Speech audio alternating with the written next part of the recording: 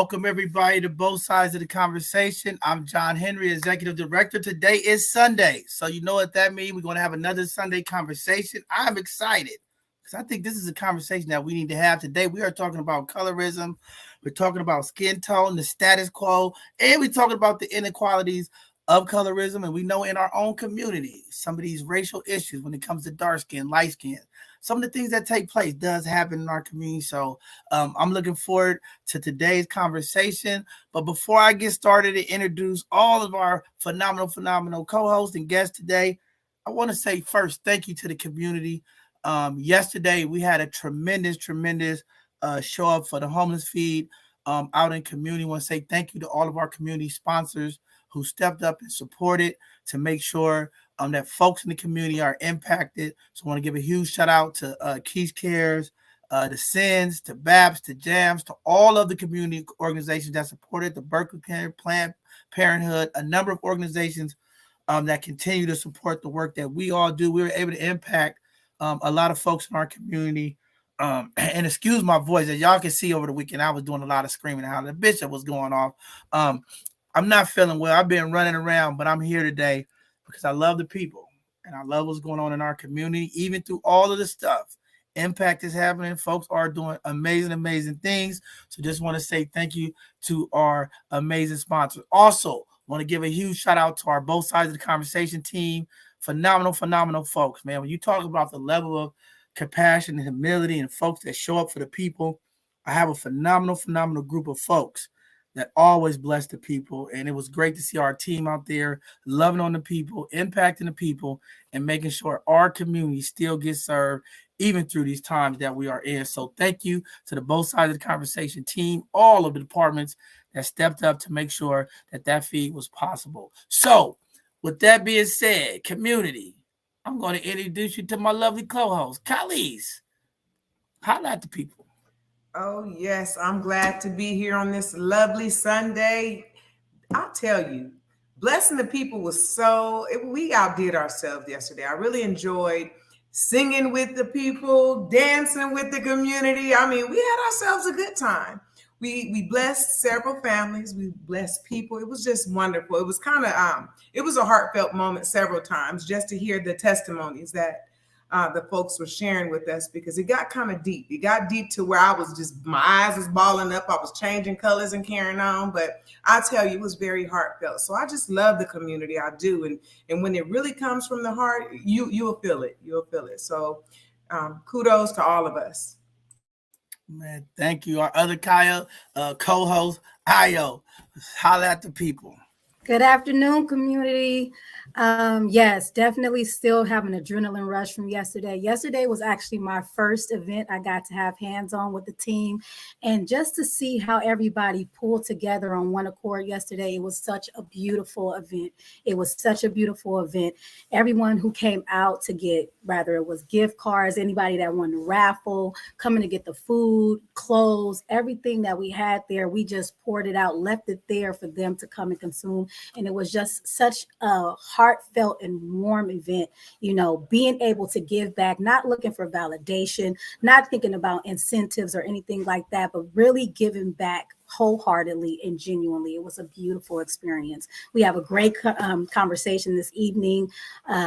Like you said, it's something that has plagued the Black community, for some time now. And it's a necessary roughness. It's a necessary conversation that we need to have. And I'm very excited to be on the panel this evening.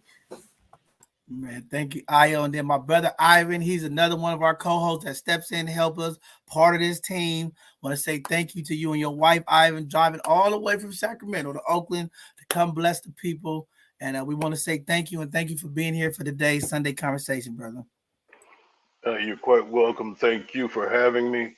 As Ayo said, it was my first event as well. And to make it brief, it was wonderful to see the smiles on people's faces who I don't think get a very many opportunities to do so. So thank you for putting it on. Man, I appreciate you all supporting. And I don't know what's going on, and this didn't happen, community, but me and Ayo got on black hats. Y'all have on red. I don't know. We didn't plan this, okay? And yesterday, Collies was the Pink Panther. Everybody said, "Who's the Pink Panther?" They've been calling me. What's the Pink Panther? So this was not planned, okay, community. I don't know. They got red, we got black. I don't know. This was not planned. But anyway, we had a great time.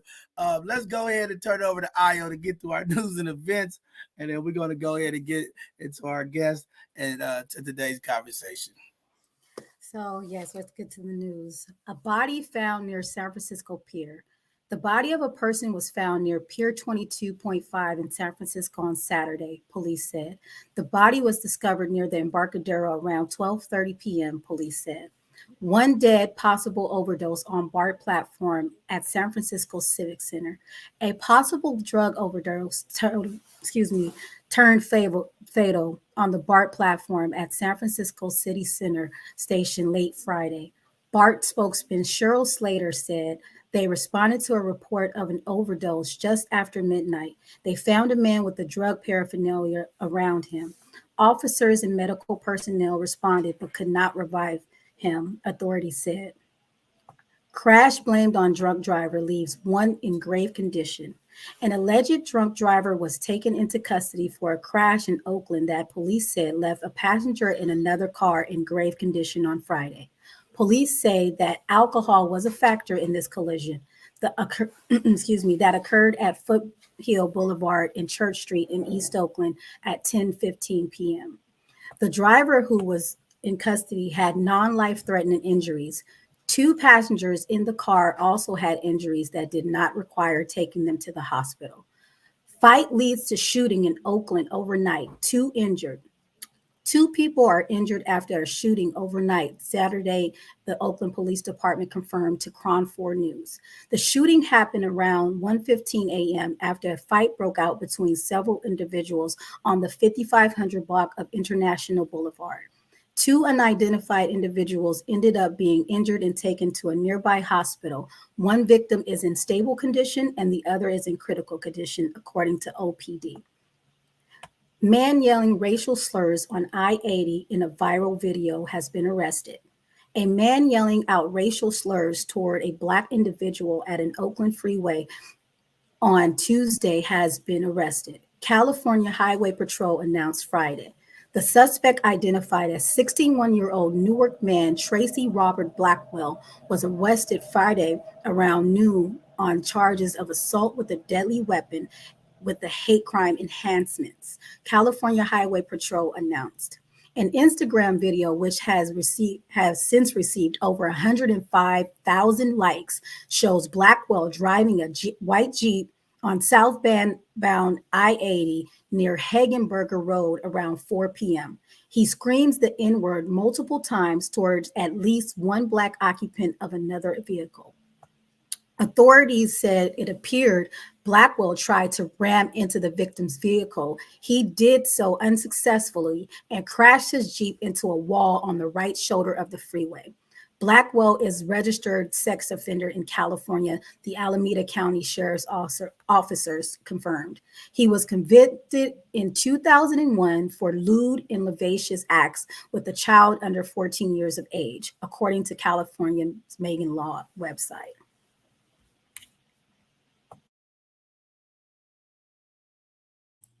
Wow, wow, wow. That's pretty heavy, Ayo, especially when you're talking about this man was a sex offender, registered and all this, and he running people down on I-80 and screaming out the wrong type of name they're using the Bay Area. That is not to be done.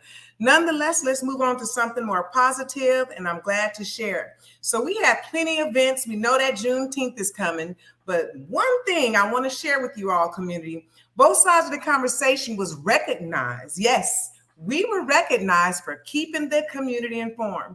So thank you for taking your time and bearing with us as we go through all of our community events, as we share the news. I mean, because this information is necessary and we love to keep our community informed. So we were recognized. There's a link below that will share all the information and lovely things that was said. But please, please understand that these messages and events are necessary. Fierce Love and Joy hosting panel sessions, creating safe space for our young people. Lunch will be provided. on May 23rd, 11 a.m. to 3 p.m. at the San Francisco Jazz, 201 Franklin Street in San Francisco.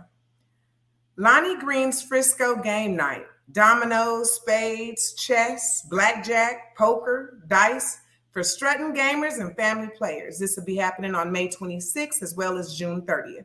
5 p.m. to 11 p.m. at the Bayview Opera House at 4705 3rd Street in San Francisco. Bayview YMCA Family Resource Center has a healing retreat days. On May 27th will be for grief and loss. June 24th will be the domestic trauma and recovery. For more information, you can go to the actual email below, the link below. Legend, the Fillmore Slim Story Stage Play and Concert, written and directed by Farrah Dews. This is happening May 27th. Doors will open at 5:30 p.m. and it's a free event at the Bayview Opera House, Ruth Williams Memorial Theater at 4705 3rd Street in San Francisco. Carnival San Francisco is celebrating 45 years of music and movement. It's a 2-day festival, yes, the 27th and the 28th being the Grand Parade. More information at that email below. Come learn with the Only Loud Squad, how to print t-shirts, how to use a Cricut cutter, create decals, and also for attending, you'll get a free t-shirt. This is happening May 31st, 3:30 p.m. to 5 p.m. at 1301 Evans Avenue in San Francisco at the Learning Center back door. World premiere, 26 Ways of Looking at a Black Man. This is on June 2nd at 7 p.m. Go to the website or the link below. Mr. and Miss Juneteenth pageant, ages 5 to 17. This is June 2nd at 6 p.m. at the Southeast Community Center, 1550 Evans Avenue in San Francisco. To register your child, you need to go to that email below. Red Carpet Movie Premiere and Award Ceremony, Hood Pretty, June 3rd at 6:45 p.m. at the Bayview Opera House, Ruth Williams Memorial Theater, 4705 3rd Street in San Francisco. For tickets, go to that link below. Join Dr. Walters Restorative Retreat, June 3rd, 9 a.m. to 3 p.m. at 2161 San Pablo Avenue in Pinole. Join us for the 25th Anniversary Family Day in honor of Dr. Ruth Jackson family. Fun, food, cars, trophies, and prizes. June 11th, 10 a.m. to 6 p.m. at the Hearst Playground in Sunnydale. Magic Zone 2023 Summer Program, June 12th to August 4th. 8 a.m. to 5:30 p.m. at 1050 McAllister Street. And we have so many Juneteenth events, so keep up. Juneteenth on the waterfront, June 10th, 9 a.m. to 2 p.m. June 16th is a City Hall kickoff and Black Wall Street Gala. June 17th is a Fillmore Festival. June 18th is the Bayview Festival. Mario B is presenting a hair and fashion show. There's vendor spaces available. Designers, salons, makeup artists, barbershops, clothing lines, and more. You can get space. June 17th, 11 a.m. to 6 p.m. on Fillmore Street. For information, contact the link below. There's live performances. June 17th, we got Mary Mary, 1 p.m. The Mary Jane Girls at 3 p.m. The Hair and Fashion Show at 4 p.m. Sharonda G. We have Marsha Ambrosius, 5:15 p.m. This is Fillmore and Eddy Street. Big event. I'm talking about them, some big names out there. You do have to RSVP at the link below. The first San Francisco Black Wall Street Juneteenth Gala, June 16th, Cut the Check, a black and gold formal affair. There will be special guests. The location is to be determined and there will be more to come. Father's Day Festival in Bayview, celebration of fathers, family, Black culture, and amusement park rides. June 18th, 11 a.m. to 6 p.m. For food and retail space, contact that email below. So that's it for our Juneteenth events. And I'll tell you, it's going to be lit. I already feel it coming. But for more of our upcoming events, the 3rd annual crowning ceremony, King and Queen, I Know Who I Am. Save the dates for June 24th, July 5th, and July 19th. This is a 3-series workshop on self-transformation and crowning ceremony. Youth First OMI Family Day, a bounce house, a 360 machine, bull riding, food, raffles, bookmobile, Sugar Bears appearance. This is on July 7th, 12 p.m. to 5 p.m. at the Merced Heights Playground at 801 Shield Street in San Francisco. City Kids Creator Con, save the date. There's a free event for creative outlets, art, music, and fashion, July 14th at 11 a.m. to 12:30 p.m. at the 200 block of Jones Street. So there'll be more information coming soon. Magic Pack giveaways. Mo Magic, August 5th, 11 a.m. to 2 p.m. at Ella Hill Hutch at 1050 McAllister Street in San Francisco. Youth First and Invest Black Comedy and Award Show, August 11th, 7 p.m. The doors open at 6 p.m. at the Brotherhood Masonic Center at 855 Brotherhood Way in San Francisco. The tickets are $50 and the food is included. You have to go to eventbrite.com. Magic Backpack giveaways again by B Magic, August 12th at 11 a.m. to 2 p.m. at Now Hunters Point, 155 Jennings Street in San Francisco. SFHRC has regular bi-monthly commission meetings, second and fourth Thursdays at 5 p.m. at the San Francisco City Hall, room 416. Zoom information below. African American Reparations Advisory Committee has monthly meetings virtually at 5:30 p.m. every second Monday. You have to register below. Dusty's Fishing Well and City EMT San Francisco is hiring for a part-time case manager. Applications, they're open May 4th to May 26th, so that'll be closing shortly. The pay is $25 to $30 an hour. City Build Academy provides comprehensive pre-apprenticeship and construction administration training to San Francisco residents. Learn, build, and earn. Apply below. Give back to the community. Both sides of the conversation needs volunteers. We have youth team, marketing, production, finance, fundraising, bookkeeper, IT, development director. Email at hr@bsotc.org. Promote your business, your nonprofit, or community impact on our Hidden Gem show. Share your expertise on Educational Thursdays. Be a panelist on our Sunday conversations. Click Join Our Show at the link below. But keep up with both sides of the conversation. Our latest shows, follow us on Facebook, Instagram, and TikTok. Subscribe to our newsletter at the link below. I tell you, we have a very impactful organization here. I love working with both sides of the conversation because we love our community. And so we have lots and lots and lots to do it for our community, and we love the people. So it's been very nice. Very nice. Nonetheless, yesterday, more about yesterday. I mean, we could talk about yesterday. I was just sitting here thinking about how John was out there hooping and hollering and shouting all over the ground with the community. That's why his voice is gone. But, you know, we bless the people in such a major way. It's nice to for folks to remember you in a good way, because apparently before they came out there and John shared that we would be coming back, and we did come back. So they were very happy to see us. Yes, it was. Thank you, colleagues, for getting through the community events. Thank you, community, for tuning in, getting through our events. Our upcoming live show will be this Tuesday. We'll have another segment of our Hidden Gems at 7 p.m. where we will continue to highlight our Black and brown businesses, as well as community leaders and organizations that are doing positive things to impact community. I know our information is still getting out to folks. If you know someone who has a business, if you know someone who is doing something great to impact community, please sign them up for our Hidden Gem segment so that we could get them on, showcase them, and make sure the community know who they are, where they at, so we can support them, and the community know who they are so we can circulate our Black dollars for our Black and brown community. So just excited about that. And then this Thursday, we're going to have an educational Thursday that's going to be very, very important for community to watch. So we'll get that information out to you as well. With that being said, we're going to go ahead and bring up our guests. I know our guest, somebody said he was running late, going to be getting in here, but we got to keep going. We're going to bring back up this brother. He's been here before. Very, very powerful voice, very influential brother.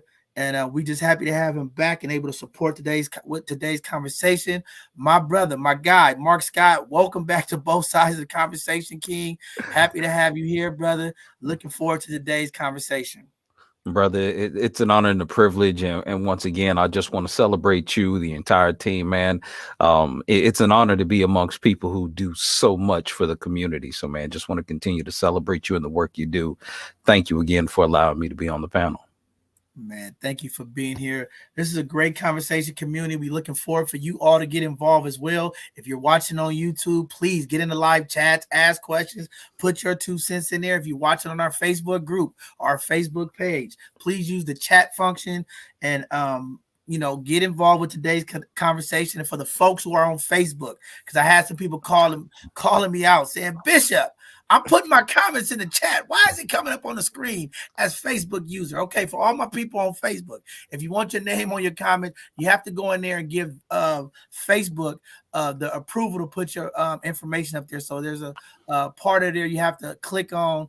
I'm gonna have to find the direction to send out to the community, but you have to go on there and click on letting Facebook use your name for your comments. So if you want your comments up there, look into your Facebook settings and give StreamYard that approval. But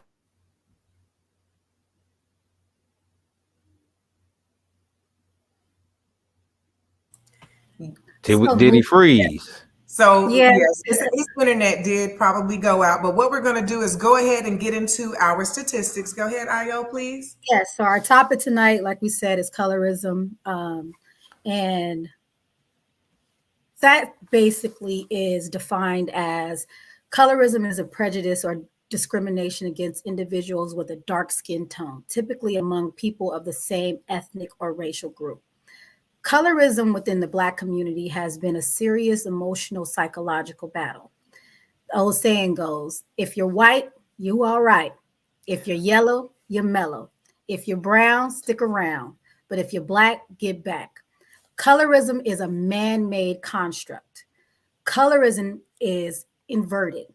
Black people of the planet. Africa is the cradle of life. The Black spirit is the pure spirit. Have you ever seen a chunk of white coal? Subjugation, the action of bringing someone or something under domination or control.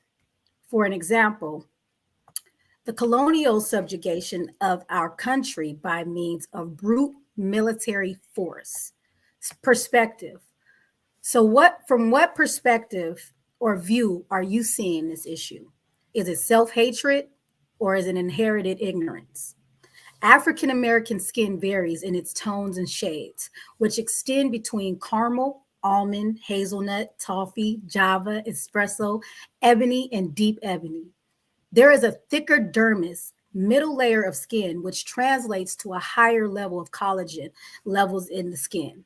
Hence the meaning, Black don't crack. Colorism is a persistent problem for people of color in the USA. Colorism, or skin color stratification, is a process that privileges light-skinned people of color over dark in areas such as income, education, housing, and the marriage market.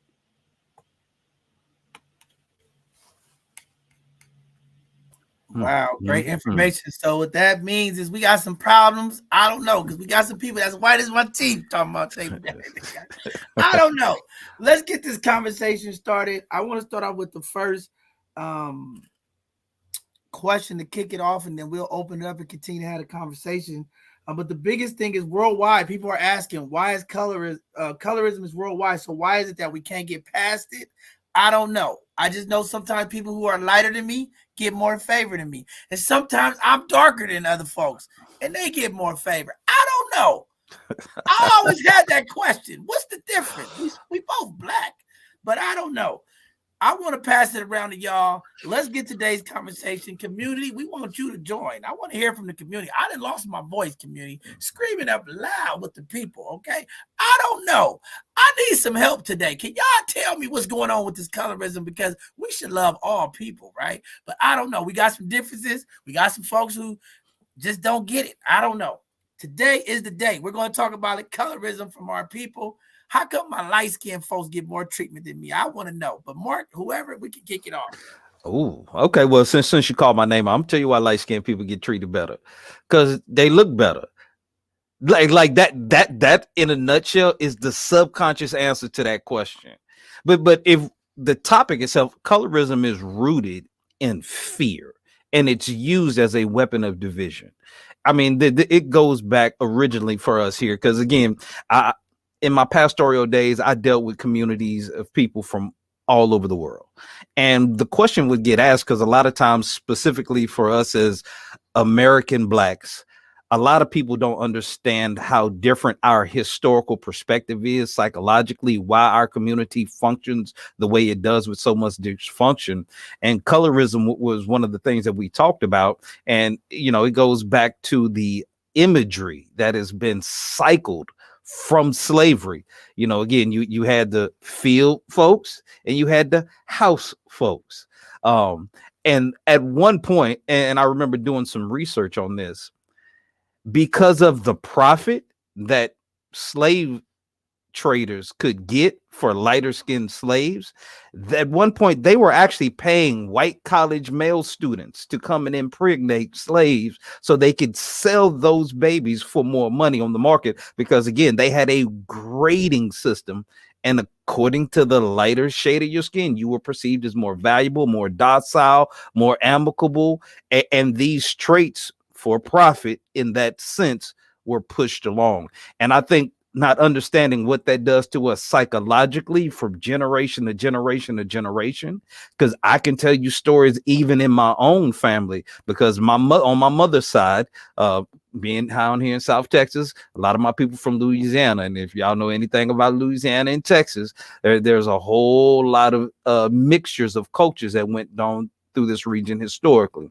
So we got influences from French, Indian, African, Mexican. So all these people mix. So we have a wide variety of colors. But again, everybody groups up with the people they look like, and we're very tribal in that nature. And this psychology has caused us to treat each other differently. And at the end of the day, the only thing it does is divide us. Okay, Mark. So I hear you, and actually, I have been told, you know, I know my family probably watching. I know they are, but here goes. So I was picked on, okay, and I didn't see color as a kid. I did not. All I know is that I wanted to eat when I was a kid, okay. Mm-hmm. So here I am looking around the whole house, and I'm not paying attention. Because my grandmother would oftentimes say, because my mouth was so flipped, because I had a lot of questions, she would say, you wouldn't have survived in the slavery days. And so the other family members would respond to it and say, Grandma, she would have been a house nigga. And I'm like, wait a minute. So I'm like, I couldn't be out there with my family. What does that mean? Right? Yeah. So I got an uncle calling me red. And I'm like, what does that mean? I swear red is red. I don't see red. I guess I was just goofy. But I was picked on, Mark. My entire house I was too. Raised in was dark. I'm sorry, they were brown and dark. I'm talking about. I was picked on too. Again, when people saw my grandmother looked white. Like everybody thought my grandmother white. My mom they thought she was Hispanic or some Latin descent. And my dad was a very dark skinned man. And my grandmother was very color struck. And to be quite honest, one of the stories my mother told me, the day my mom brought my father to meet my grandmother looked my dad up and down and told my mother, Judy, you can do better than that, because he was so dark skinned. And because of my grandmother's temperament, my mother, both of my aunts, and both of my uncles all married dark-skinned spouses. Like it was that ingrained. And I just so happened to be light enough that I was one of her quote unquote favorite grandchildren. This is my own grandmother talking about her flesh and blood like this. So it hits home for me. And I understand this conversation has an emotional side to it that impacts how we feel. So it's hard to have this conversation. But I also try to pull back and understand it from a logical standpoint, because this isn't something that we invented. This is something from the outside that was superimposed upon us as a community here. And since it was superimposed, we've taken it on and perpetuated it throughout the generations. Because even like say, I got picked on because, again, I was light skinned. So when I would go play with my cousins on my dad's side who were darker, they didn't think I was tough. So I had to prove myself. Like I had to fight harder, work harder, hustle harder, and everything just to prove I was tough enough. Oh, because I wasn't a soft, light-skinned kid. Wait, Mark, my son is very dark and he's handsome. I got to say that. So my son told me that y'all light-skinned pretty boys can't fight. Oh, Hey, I done had a couple scraps behind that very same point. Like, and again, it sounds funny to joke about it, but even growing up, I mean, when you look at people going interviewing for positions, or we talk about how we're presented in the media, you look at some of the imagery that was perpetuated. I remember a couple of years ago, there was a thing with LeBron James, and he had a photo where they had some white model or something with him, but they made him look like King Kong on there. And subconsciously, it perpetuates this big, black, imposing, scary looking figure against the white, fragile, feminine. And it's like, these stereotypes going all the way back to a movie called Birth of a Nation, where they use these fears to continue to divide the overall society. But we in our own community, we use it against each other. And it's, for some reason, we can't have this conversation in a way that we can recognize that when it's being used against us. And I think if we realize that, we can take back the power and start embracing the diversity that is natural to people of melanin descent. I mean, again, you can go all the way from albino white to the most beautiful deep blue black. Like, we cover the entire spectrum. But why do we use it in our community as a way to divide each other? I don't know, Mark. I'm trying to figure that out because I'm always in the middle. I wasn't light enough and I wasn't dark enough. Okay. So I always had to deal with the extra because I was caramel. I was the Twix. I was the Snickers that could nobody get because I was right there in the middle. But, I understood it. I mean, I went through that when I was younger because, I used to like Michael Jackson and different things. And I was like, I wanted to be light skinned. I don't know why. I'd take bleach baths and try to bleach my skin. I don't know.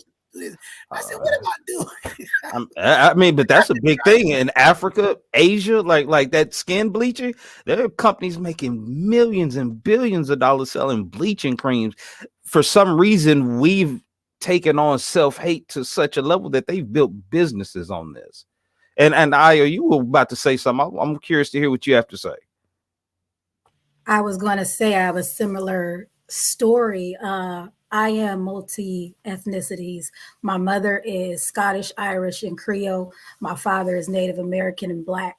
However, my mother is very fair, passing, so to speak. Mm-hmm. And she grew up in San Francisco, born and raised. And however, her mother was dark, beautiful, ebony, but she married a white man. And from the stories that I gather, I never got the chance to meet my grandmother nor my grandfather, but from the stories that I gather from my parents and relatives, she was a self-hated, didn't like the dark skin. When my mom brought my dad home, she said the same thing. Gwenda, you can do better. Didn't accept him until my older sister was born. Light, hazel eyes, beautiful flowing hair, same story. Now it goes back to the statistic that I asked. Is it more so originated from the self-hate or inherited ignorance that we learn from our families and or stereotypes and or the communities that we are in? Like I said, if you white, you all right. If you yellow, you mellow. If you brown, stick around. That was actually in a children's story too, as a matter of fact. And this is something that I heard because I am the youngest of 4 siblings. My older sister, very fair skin, beautiful, light skin, pretty good hair. That's another subject we're gonna get on. Good hair. I can't do nothing about that. My second oldest sister, chocolate, beautiful. Long flowing hair. People used to ask us, is that your real sister? Oh, you had the same mama and daddy? My parents have been married 53 years, mind you. Wow. So that was her own battle with colorism within our own family.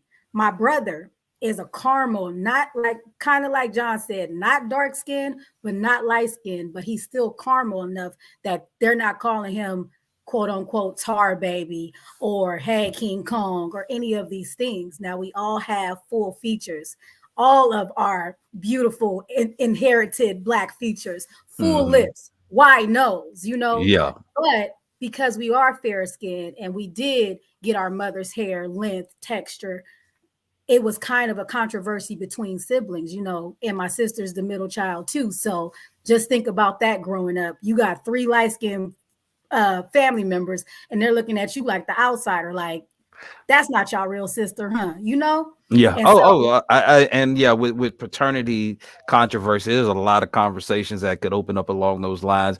I think probably one of the best pictures that everybody could relate to this conversation goes back to a movie in the 80s Spike Lee did called School Days. And there was a college campus, and they, the dark skin, the light skin, the jiggle, like all of that captured so much of what plagues. And again, some of it is ignorance because we don't understand where it comes from and why it's like that. And I think once you understand why it is, and you embrace the self-love, then yeah, you'll be proud of who you are, and you can celebrate the differences that we have, because it adds to the richness of just who we are as a people.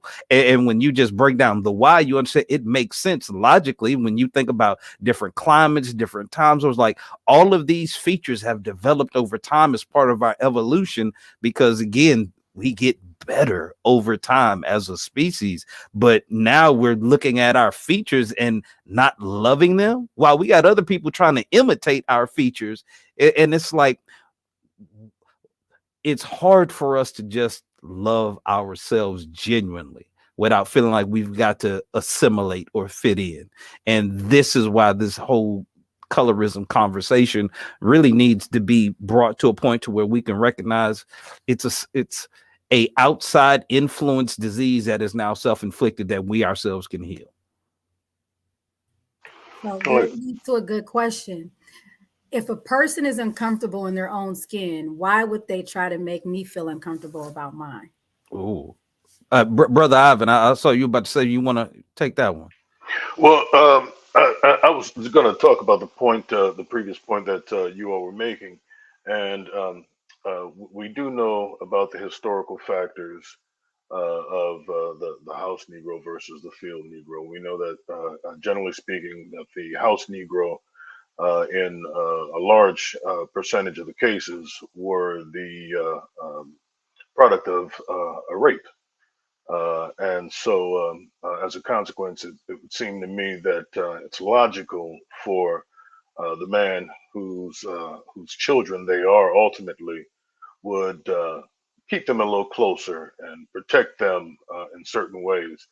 And so we have internalized that sort of behavior and culture, and it is to a large degree something that we've inherited, and inherited ignorance, and ignorance to the idea that we come in a lot of different shades of colors, like you were talking about, Brother Mark.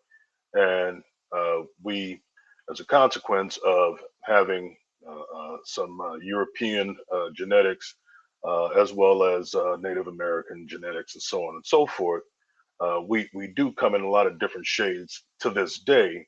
And it's not simply a matter of a woman who had no agency back during the time of our enslavement, but we have internalized it to the degree that we vilify dark skin.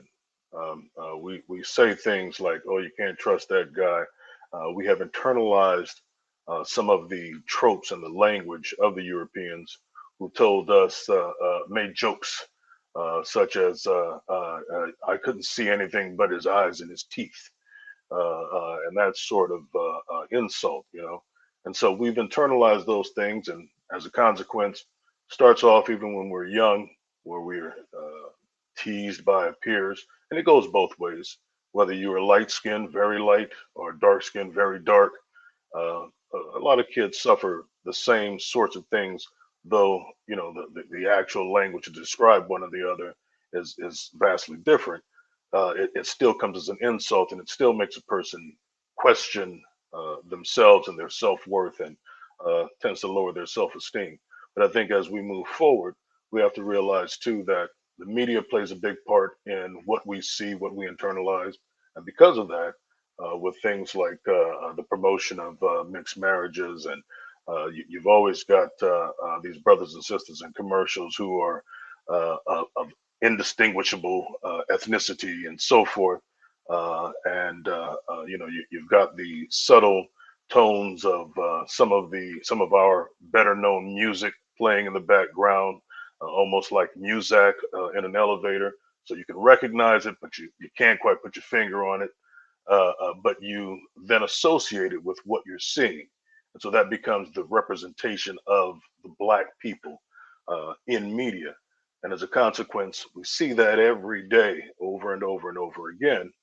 And it just becomes the norm for us. It just becomes an accepted condition, if you will, for us. And that's part of the larger problem. It has its historical context, but it's also being uh, propagated in the media today. So I think that plays a very, very large role in what we see. Oh, absolutely. And to tie that into IO's question, I think you hit it right on the head. The reason why people don't love us, but they love what we give them and imitate us is because of the psychological dysfunction that they operate in. I mean, you got to think of what type of mental disposition do you have to enslave a people in such a way where you can mutilate, abuse, rape, pillage, terror, and do this as if it doesn't have any effect on your conscience. So there's an exchange of trauma bonding between the oppressor and the oppressed, and it's our connection. And I don't know if it's truly like rooted in some type of guilt, but I know it's manifested. There's a lot of fear. And if you can't overtake something just in brute force, because historically, when white folks finally start traveling, like they start leaving Europe and they would go around the world. And again, one of the first things people do whenever they travel is they intermingle. And when they would see that when they mix with people who didn't look like them and the babies came out looking more like the other people than them, the psychological fear of keeping themselves alive or viable as a group, they understood eventually is going to run out.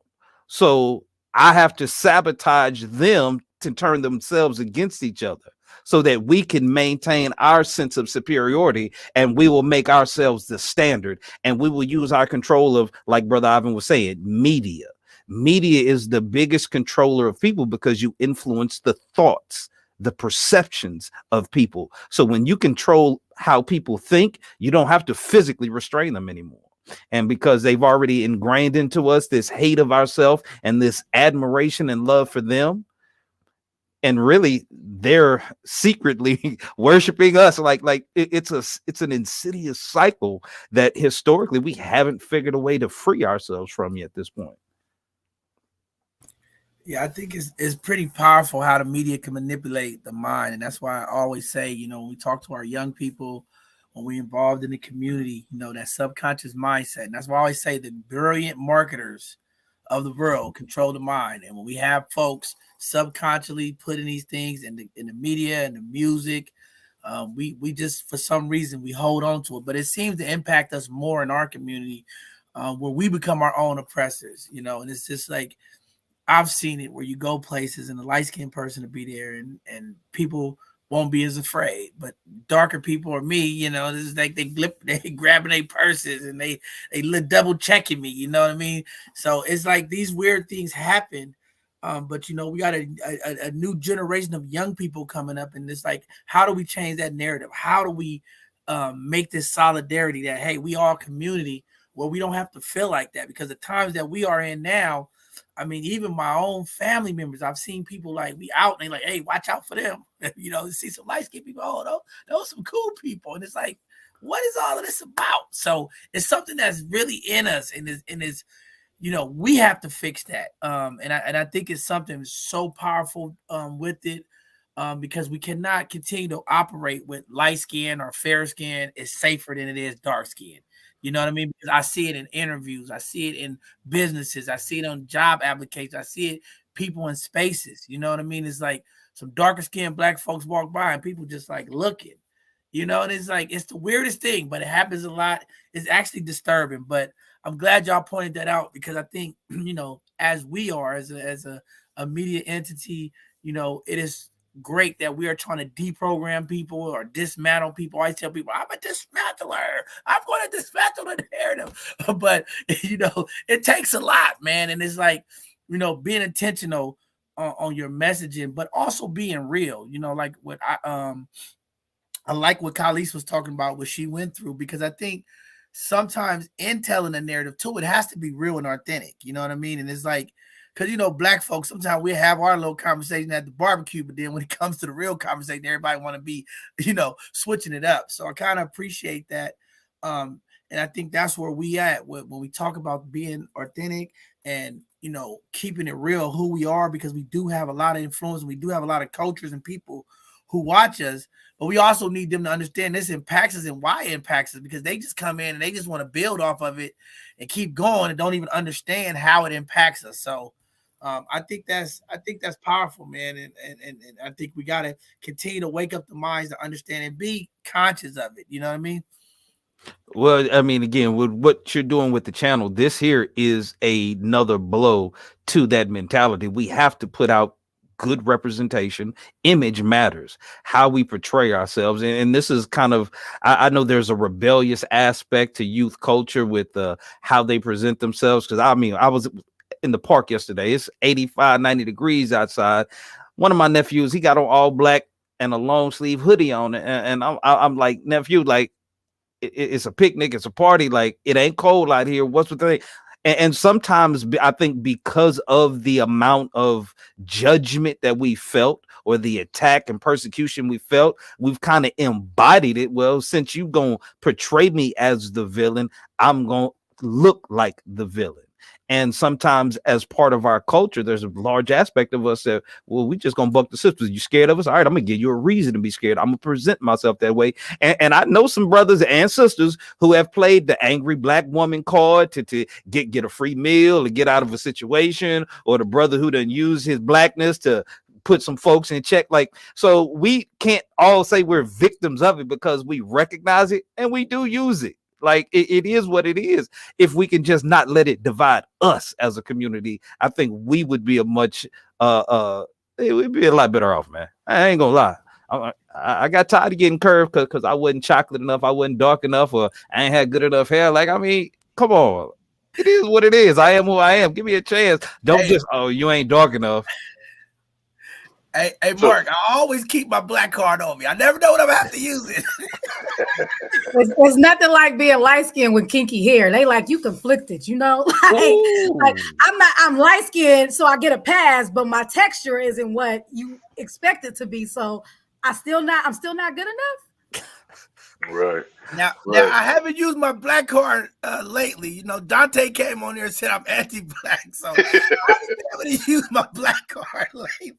They taking my Black card away from me. Oh, my family tried to take mine because, again, when I was young, my mom and dad moved me to a predominantly white neighborhood. So I went to a school. I was one of the few Black kids in elementary. So when I went back around the family, like, why you talk white? Like, you already light skinned. Why you talk white? Like, I understand it from both sides, and it's frustrating.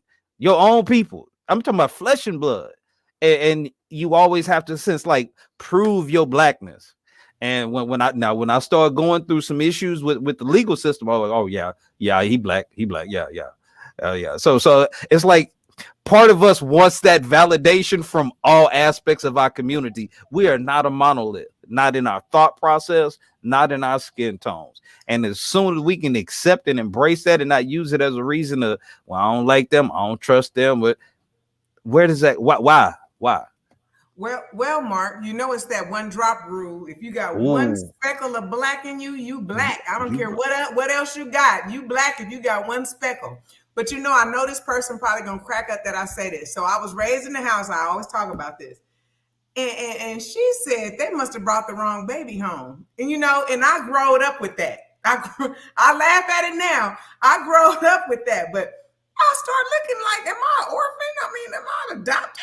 Am I related to these people? So there was some heavy hitters. Yeah, I grew up with some strong women, but it caused me, because they were like, you cut with something. So as I got grown, I said, I'm just to find out what's in me, because they kept picking on me, talking about I'm cutting all this. And my grandmother was dark with beautiful hair and weird colored eyes. So I would hear my uncles and them say, she got that Indian in her, she got that Indian in her. So I said, let me go and pull this out. Mark, Ivan, Io and John. I pulled that DNA and I looked through everything. I said, wait a minute. We got Irish, European, we got Nigerian, we got Wallis and Mali. I don't see no Indian in here. Wait a minute. I don't see no Indian. And where's all these freckles coming into my skin? So I felt like I was cheated because my sister, she's dark. She got long, beautiful hair. And I was yellow, red, whatever color you want to call me. And I was bald-headed coming up. So it's like, wait a minute. This wasn't even right. So, I mean, it's okay, though. They didn't take the wrong baby, I don't think, though. Well, let me just say this here. Pardon me, Mark. I'm sorry, but let me just say this here. There are a whole host of books out here now that are designed specifically for our children. And those books are, for example, there are no mirrors in my grandmother's house.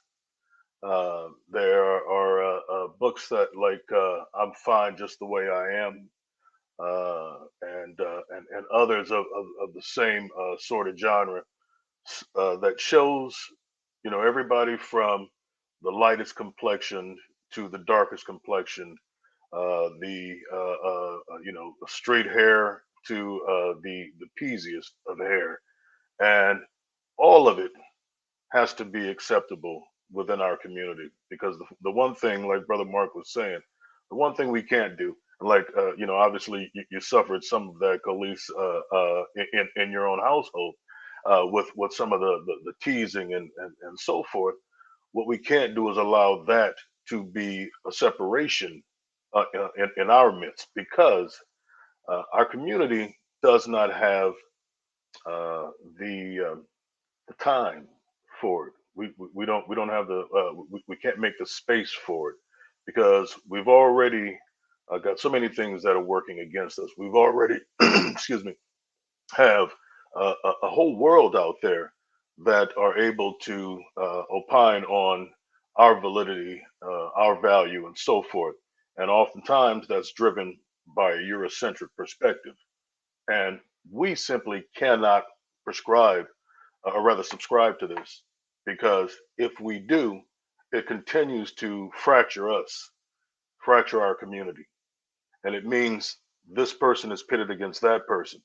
And we simply don't have the time for it. We have to understand it. And I'm glad that there are some resources for children so that, even though they may suffer, peer teasing and so forth, that they can then go back to a resource that allows them to rebuild their self-esteem by knowing that they're enough, that knowing that they're all right, by knowing that they look the way they look because we come in so many different shades and different characteristics and so forth. And it's okay because it's still us. No matter where we come from, no matter what we look like, we're still us. Like you said, Khalees, that there is the one, what is it, one drop theory. If you got a drop of blood, black blood in you, then you're black. If you got one drop or you got 100, you're black. And so ultimately, we have to come to a realization that we just don't have time for it. We have to get past the things that were ingrained in us because, like Brother Mark was saying, if you can control the mind, the body will follow. It's been proven. It was in the Willie Lynch papers. This is how you break them. Okay. A lot of us have been broken from the time of enslavement, and we've carried that thing forward, and we got to let it go. We just got to let it go. I have to say this, Khalees. The trauma of what our families do to us, okay? Because I can only imagine the feel of being told that, are you adopted? Because I always was told that I got dropped on my head as a baby, and that was my problem. So I'm like, all my life, when something don't go right, I go, that doggone nurse dropped me on my head. So I can only imagine, you being told that you are not a part of the family. I mean, how did that make you feel? You know what I mean? Because I'm starting to think about that. Like, if I had darker people, you know what I mean? Like my grandfather, just say like they real dark and you light and you walking, people really looking like, did they adopt her? Like, how did that make you feel? You know, It was kind of hurtful. It was hurtful because I was lost. I'm looking at everybody like, dog, I don't look like nobody in here. You know what I mean? So it played tricks on my mind. It made me wonder, am I really related? You know what I mean? Am I really related? Was I? What did they pick up the wrong? Because back then they didn't tag the babies with their mom. So it was like, man, am I really, related? But they did a lot of playing the dozens, you call it, but they used to tease hard. But I tell you, when I was going through that DNA and I kept on flicking back and seeing who I was related to, I got to the point where Confederate flags start popping up. And I got out of that thing like, oh my God, I'm related. I'm a product of slavery. It's for sure I'm cut. I'm a product of being in the house. I'm telling you, because I start seeing them flags and I was like, I'm gonna stay off that DNA stuff. It's too much. Them DNA tests are wild. About 5 years ago, I actually had a distant relative. They're trying to put our family together because back to what Brother Ivan was saying, this has actually torn our community up. But I know personally my own family. For the last couple of generations, my family is literally kind of disintegrated. And a lot of it went back to the division along color lines. Like that was a real reason to have some animosity in my family. So when I just know what it feels like to be splintered in my own family, I take a look at the community. And then when I hear you, Khalees, I can identify with you going through those experiences. What I can, I guess, say from an optimistic perspective is, like Martin Luther King said, it's the content of character that we have to be on code about. Because regardless of your shade, it's how you treat me. And even if you had questions, I bet you ate every day, you were safe, and they kept a roof over your head, so they treated you like family. And again, there is a level of playing the dozens. Like, again, we have to have some bit of grace and comedy and be able to communicate with each other and have those joyful and playful kind of jokes that we can share in a safe place amongst ourselves. But understand that underlying that is a real pain that if we don't acknowledge, if we continue to sweep it under the rug, it only festers. And now, because of technology, and like Brother John was asking about younger generations, quite honestly, they're mixing amongst themselves and with other races at a rate that our generation coming up, we didn't have that kind of access to. And they don't see it as much of an issue or a problem. And I think, again, it just goes back to how we treat each other. We got to get on code with character. Well, I'm grateful because my cousin had some biracial children a few years ago, so she broke it loose. So I'm not the only one anymore. See, my experience was different. So it was from birth until the age about 8. I grew up in a neighborhood where it was all 2-parent homes, and I was praised for being the pretty light-skinned little girl until I moved to Hunter's Point. And that's where it was, oh, she thinks she's all that. Oh, you think you pretty.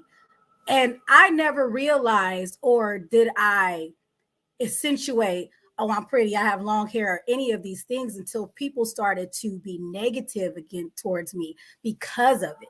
And it was, I would get picked on, girls pulling my hair, all these things. And that's where my sister, who was the dark-skinned sister, became my protector. And she was like, I have to be the brunt. And then she took on that persona of the brass, bully, dark-skinned girl. However, she had long, beautiful flowing hair, beautiful chocolate skin, but she had to be my protector in that because I can say it, I was very gullible. I was like, friends, friends, friends. I just want everybody to love. Goes back to what you said. It's the content of my character. I am a nurturer by nature. So I didn't see why I was being bullied and picked on because of my skin color. I didn't understand it. Getting older in age, getting up there and understanding different life experiences, I started to see how it's divided and why some girls who were more darker complected saw me as not you were competition for attention. Yeah, I didn't want to say that word. no, come on, let's be real. Look, we talking about they look, saw it as an intimidation, like, because I'm nice, I'm easygoing, and they're like, oh, she thinks she all that. Like, why everybody like her? It's more so of the content of my character, and not just because it's a pretty face and or it's the long hair or the pretty eyes. None of those things play a contributing factor to who I am as a person.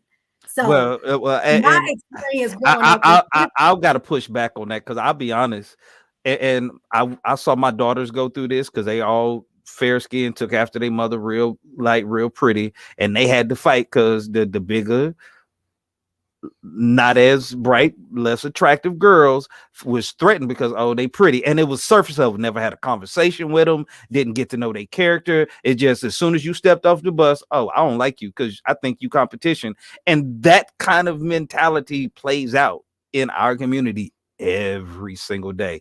Brothers, we had the same competition amongst men, like who gonna be the toughest, who gonna be the alpha amongst us, and the light-skinned pretty boys, all the girls gonna like y'all, and the dark dudes, they either gonna be jocks, football players, or they gonna be boxers. They like it. We have so many stereotypes subconsciously reinforced and ingrained. We're competing with each other, and it's like, it's us, y'all. It's us. Hey, Mark, it wasn't the light-skinned brothers that offended me. It was the light-skinned brothers with green eyes, okay? Ooh. Oh, don't let them be able to sing too, boy. If you could sing too, oh yeah, you was getting all the girls. Yeah, we hated y'all. We hated y'all, pretty boys. One of my best friends, he was like that, and thankfully, because I knew him, he wasn't arrogant, but he was like, I ain't sweating nobody, but some of us, like, we had to really work hard and to compete for attention. We had to excel at things. Some people, that there is a pretty privilege, like let's be honest, in society, no matter what color you are, the more attractive you are, the more opportunities you will get. Like, that's just plain and simple. And because of the psychological imprint of thinking the lighter, whiter is the better, the lighter skinned you were, the more opportunities, the more preferences you got. And we all had to recognize that. And even in our community, everybody wanted to be with the light-skinned girl. Everybody wanted the light-skinned dude. Like, we understood this.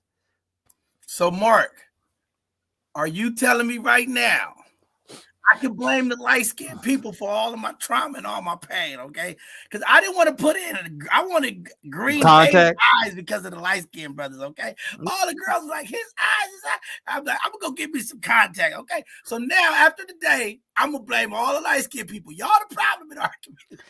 I heard a woman say she picked her baby daddy because he had good hair and was light-skinned, and she wanted a pretty baby. Like, literally, like, I've heard women make life-altering changes on such superficial issues as hair texture and skin tone.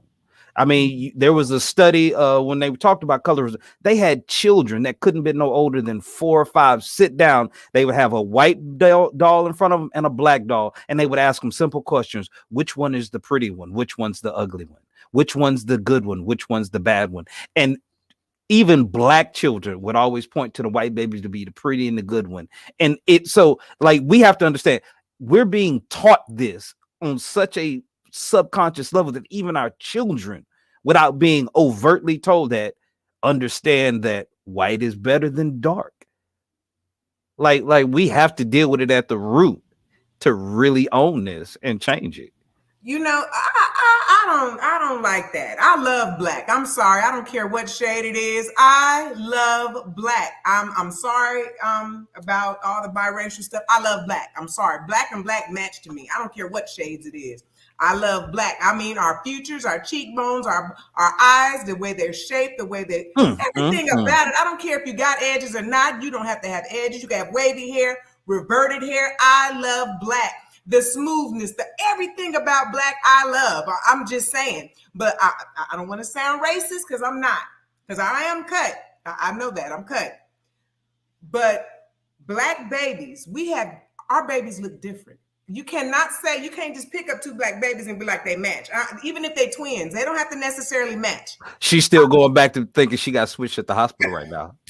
No, I'm telling you.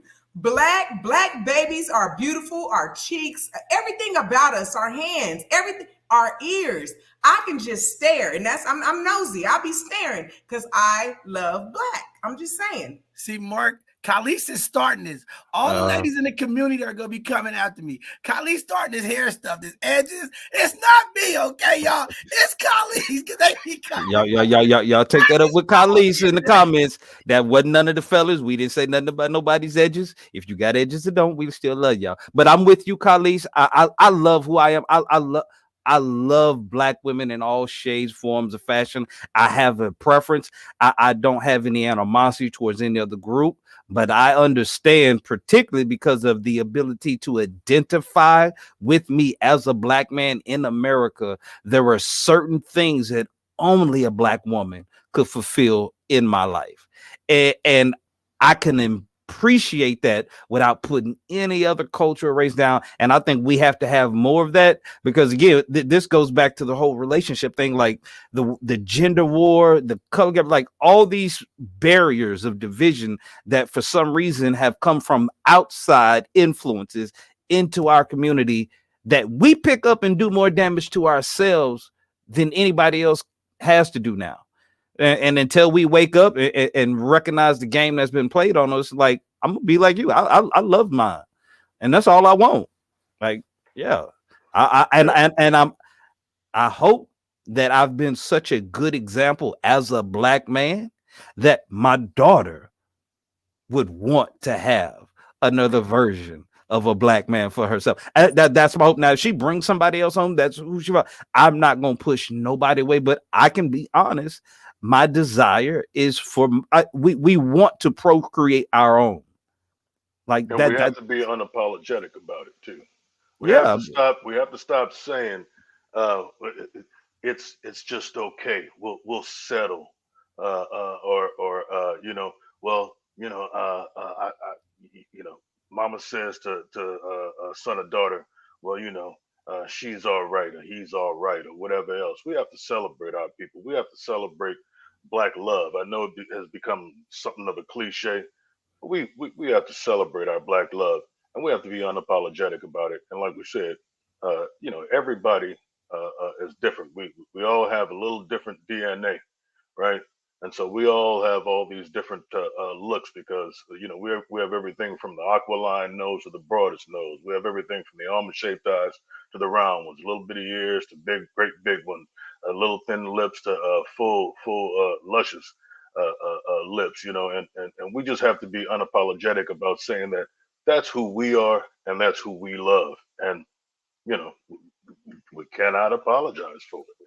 We have to be of the mindset, just like every other group of people.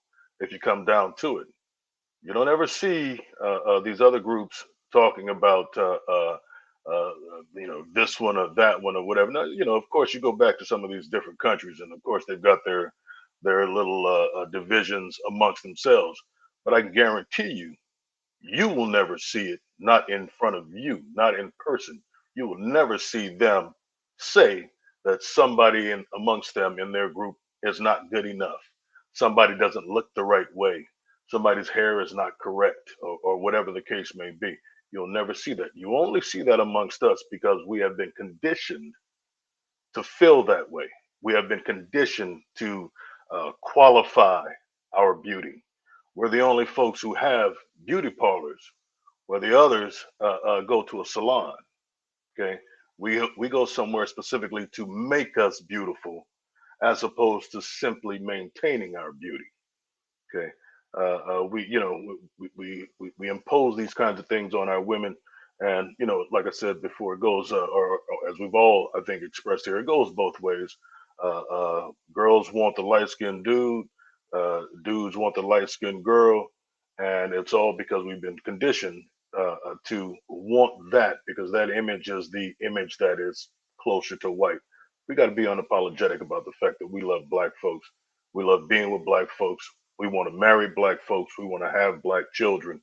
We don't care to have a discussion about how dark our children may be because of the person that we chose, or for on the converse, we don't care to have a discussion about how light our children are going to be because we chose to marry a particular person.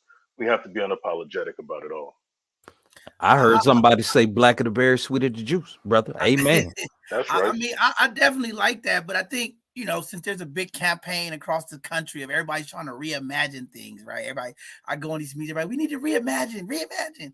I think, what Mark hit on earlier, Ivan, and what you talked about is how we imagine how Blackness looks like, right? When we talk about marketing, when we talk about media, I mean, there is a shift because you do see more Black women wearing natural hair. You see more Black models, dark skinned models. And I think dark skinned women are winning. I think now people are opening up to that. I think outside of our community, you're right. So how do we internally in our community, embrace our Blackness? Because there are some really dark skinned people who are very beautiful. We have some really light skinned people. We have peanut butter people. We have cream people. I'm caramel. I'm brown sugar. I melt. So don't get me wet, okay? Keep the rain away from me because I'm a melt. Brother, don't do that because they already think light-skinned folks is soft, man. Don't do that, brother. But I think, one of my concerns, though, in this conversation that I wanted to talk about, because, Mark, you brought up something that's really, really important, because as we move into the future, when you look at, AI and you look at what's going on, people recreating things, right? I'm worried about how everything has changed, right? Because people are going to be like, I want this safe look, right? When we use artificial intelligence for face recognition or when we're developing things, right? What is that going to look like in the future? You know what I mean? So and I'm a little out there, okay? My mind, I'm always thinking about stuff, but I just think that's something that we got to think about, because if we really internally believe this is the safe, right? Like, what is that going to look like in the future when you use automation, robotics, and all this thing to kind of reimagine and recreate? Well, let me put your mind at ease with a bit of a theory, Brother John. Years ago, Brother Minister Louis Farrakhan made a statement.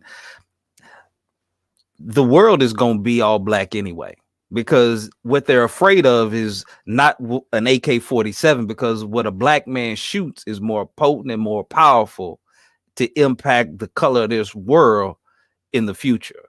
And I think because AI is technology based, which all goes down to math. If you look at the probability of what the future is going to look like, okay, the corporations already know what the trends are going to be in the next 20, 30, 40 years as far as population. That's why you're already seeing them pushing their advertising and marketing dollars to align themselves with people of color, because they understand that's where it's going. And AI technology will have this same realization, because the math ain't gonna lie. We are literally at the end of the day, the whole world gonna look the same. We're gonna homogenize because everything started Black and it's all gonna end Black. We're gonna have more. We're gonna have more of, when it comes to the AI, you're gonna have more white people with fuller lips and golden skin, trying to mimic and mock what it is that they really want. Just saying, I had a business idea years ago for a tanning salon, going to tan like mine. Mark, I think we got a bigger problem. I think why all of the white supremacists is coming out of the closet now. Last week they was all at the Capitol. They starting part 2 of this. I think it's Disney fault. Now they got the Black Mermaid coming out, and white folks can't deal with that, right? We're gonna have the new Snow White, and she's gonna be Black. I don't think everybody's gonna be okay with this all-in-one inclusiveness, Mark. I don't know.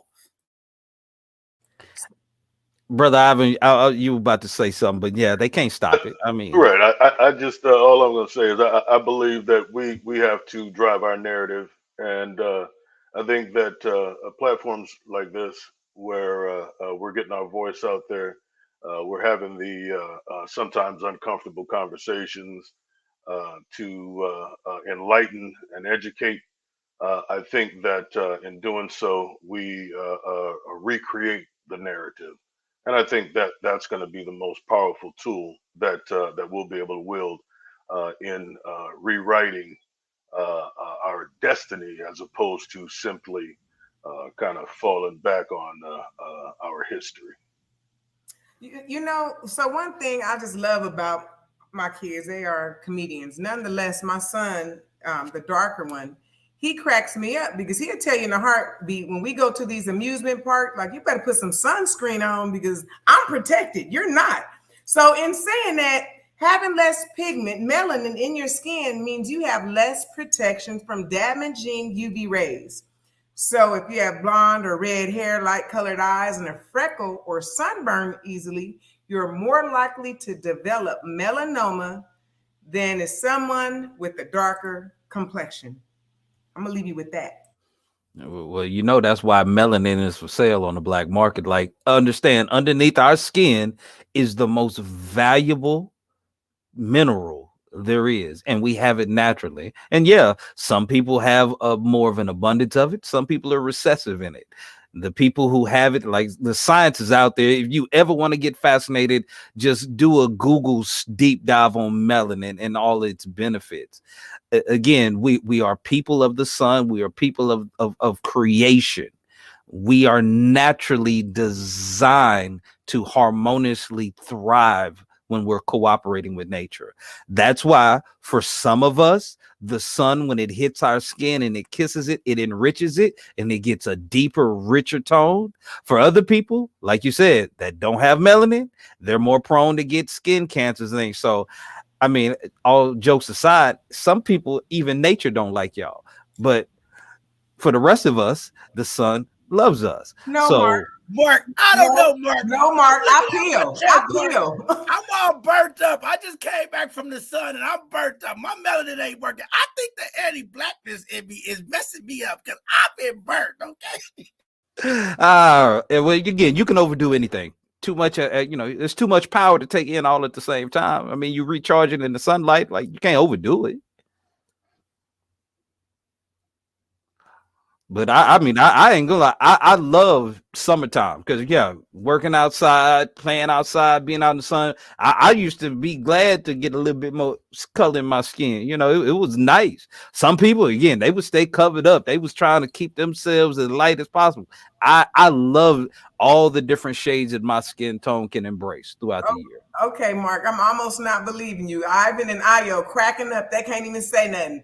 Mark, I peel. My skin peels. I burn easily, really. And we like almost the same color. So you don't get sunburned? No, again, I peel too. Again, when you overdo anything, that's just how your body protects itself. But underneath, after you peel, I bet your skin looks glowing, don't it? Case closed. We good. It's called. She glowing all the time. She glowing all the time. That's what cocoa butter. Hey, put some cocoa butter on it. I just had the harsh reality hit me a couple weeks ago. I went to Vegas, and we went to a nighttime event. It was still nice outside, but I had on shorts. So in my mind, I think I'm caramel, right? Nobody else sees it but me. So I take the pictures. And when I'm looking at my pictures, I was like, man, I'm transparent. I'm like see-through. I'm so light. I was like, oh no, we're going to have to change this. I said, oh, I'm going outside this summer. I said, I didn't realize I was this light skin, okay? In the wintertime, I know I get pale. I do get pale. But usually it just, I naturally get a little caramel tone or something. To me in my head, I'm caramel. But those pictures don't lie. I said, oh, I'm light, like I'm white light, okay? I said, we're going to have to change that. I got to get outside in the sun because I don't like that. I don't like that for me. But I bet you ain't have to go to no tanning salon. I think that's that little bit of that self-hatred too. I was like, oh no, I'm too light. I don't like that. It makes me uncomfortable. My wife saw our group picture and she said, "Is that me?" I said, "Yeah." She said, "Oh, I look like a white person, huh?" I said, "Yeah." She said, I think I'm the same tone as the girl standing next to me." I said, "No, I think you're a bit lighter than she is." But I mean, come on, y'all have to admit, like, it's such a beautiful thing though, being black. Because when you talk about, I mean, just some of the names when you talk about honey, bronze, almond, mocha, chocolate, like even the description of what we look like makes your mouth water. Like Oh, the most we delicious. got, I honestly, I think we have to love and embrace making being black so cool that even the self-hatred has to go away. Like we've always been able to flip things over and use it to our advantage and to our benefit. And I just don't understand why it's so hard for us to recognize what a disservice using it to divide us does as a community. We need each other. Every variation, every shade. Again, what you have in your character, your skill set is what matter. And again, as long as we keep blending, we all gonna look the same soon anyway. So just keep it up. Nothing but I love. like that, honey. Bronze. I might be changing my name. No, you are now the Pink Panther. Okay, the community have ordained you the Pink Panther. Okay? Oh, he done went with the Eurocentric version, but I like honey bronze though. We're gonna keep that. I like that red bone. It's okay. Nothing wrong with that red bone. Oh, there go red bone. She almost high yellow, but she red bone. Well, I just want to say this because this conversation is definitely very important and powerful. And I know people are watching. I just want people to know too, in these conversations that are taboo and stigma, we always want to keep the conversation light. We know it is triggering.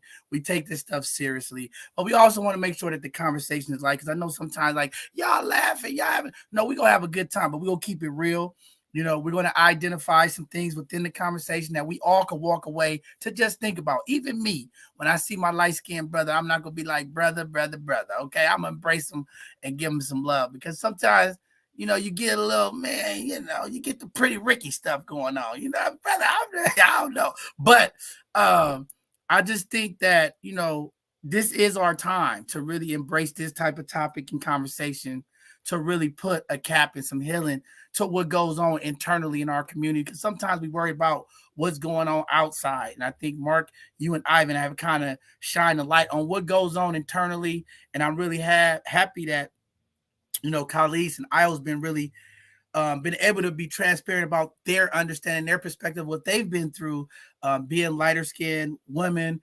Because sometimes there's people walking around who feel like this and they don't understand.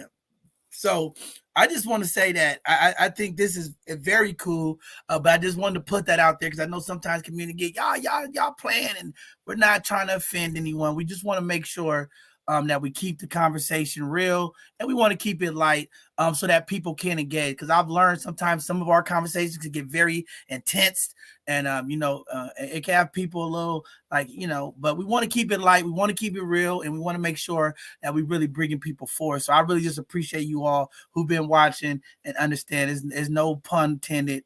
This is a serious conversation, and we do want to make change so that we can have a better narrative for our community. And we appreciate all of the influencers and people who are changing that narrative.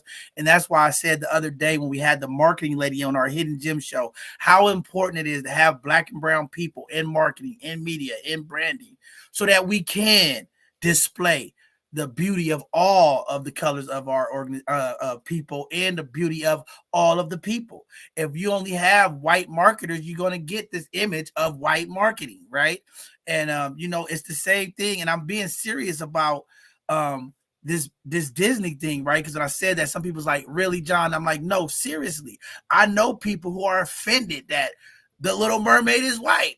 Pretty soon they're going to be offended when Snow White is black. You get what I'm saying? Because you have to understand the media market is changing. There is more Black women, more Black men getting into marketing and media, and that narrative is changing, right? Because they like Snow White could be anything, right? But again, things are going to change, right? And I appreciate you, Mark, saying that, because I'm appreciating that it changed for Black women, for women like Ayo and colleagues, because there was a time in the Black community where having big lips, having big breasts, having big butt, it was a bad thing. You was shunned upon. Now all of the cultures all across the world are going to get jobs and trying to look thick and trying. So I appreciate it. So now our sisters who do struggle with some of those identity crises can just be their authentic self and don't have to feel like, am I too thick? Am I too that? Because I'm seeing some of these people on Instagram. I'm going to just tell you, these white girls and these Asian girls, some of these other girls, what are they doing? It's just like, but I just hope, like, holistically, like you said, it just comes together as one. So Yeah, I think they're doing a lot of. I'm sorry. I just wanted to say, yeah, like you're saying, John, they're out there. They're getting this cosmetic surgery because while they are constantly, consistently saying that they are better, we are less than. They're constantly trying to emulate. While we're emulating them, attempting to emulate them, they're constantly emulating us. That's why you get the BBL. I just learned what that was, the Brazilian butt lift. I didn't know, But that's why they're doing this. That's why they're getting these collagen injections in their lips. That's why they're going to these tanning beds and coming back with cancer because they're trying to get closer to look like us. They're trying to emulate us. And we don't see it. We don't internalize the message that we should get from that. We internalize the stuff that we see largely, like I said, by and large, in the media, where we are portrayed a certain way and they are portrayed in the exact opposite way. There, you look in the dictionary and black is evil.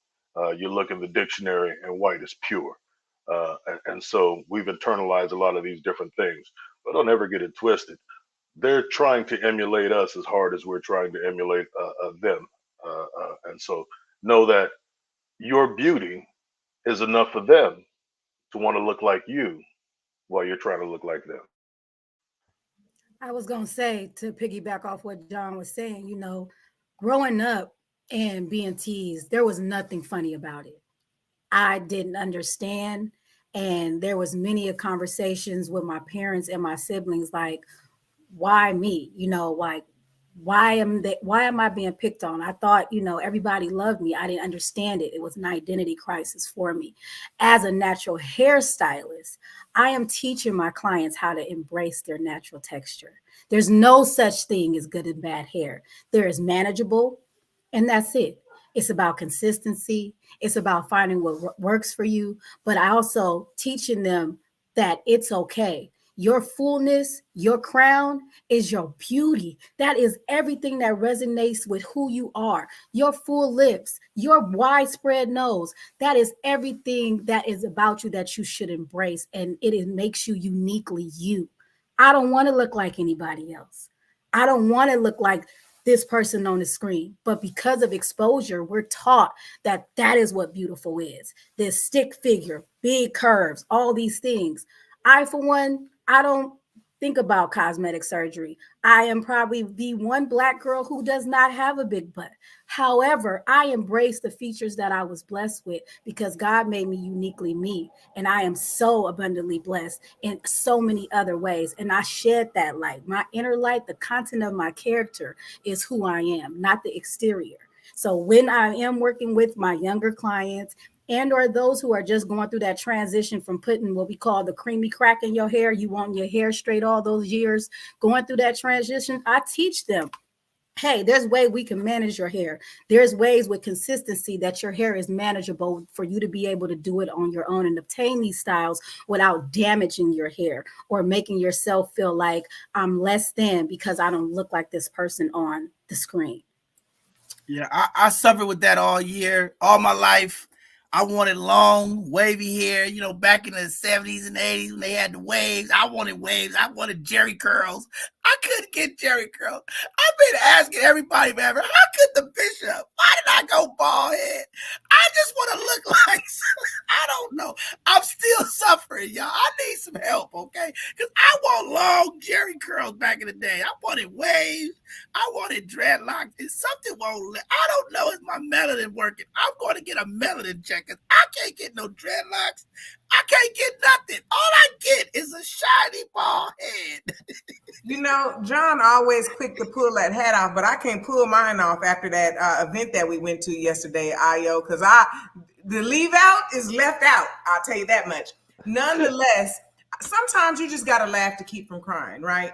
And you are beautiful, Io, and I appreciate everything you said because I tell you, the things that I share on this platform be so deep. I promised myself today, we're not going to cry today. We're not going to cry because it is a very touchy subject. So sometimes I hold back because I don't want to get involved because I might end up crying. But I'm glad that I could laugh instead of crying today, because I was like, I'm not gonna cry today, because it's uncomfortable to be crying over stuff that, from 30 years ago, 35 years ago, 40 years ago. You don't want to be doing all of that. So I'm just glad that we have this platform that we could be ourselves on. Yeah. And again, Brother John, ain't nothing wrong with the shiny ball head, brother. We make it look good. And don't get none of that Beijing, because that wipes off. Sexy. Don't do that. Don't do that. But Mark, I've been struggling with it. I'm calling Io. I'm asking all the people at Let's Get. I might get the weave, okay? I just want to get my lining back, Mark. brother, You want that lace front now? You ready? You ready for that lace? I think I'm going for the lace front. Just come get some of my oil. I got you covered.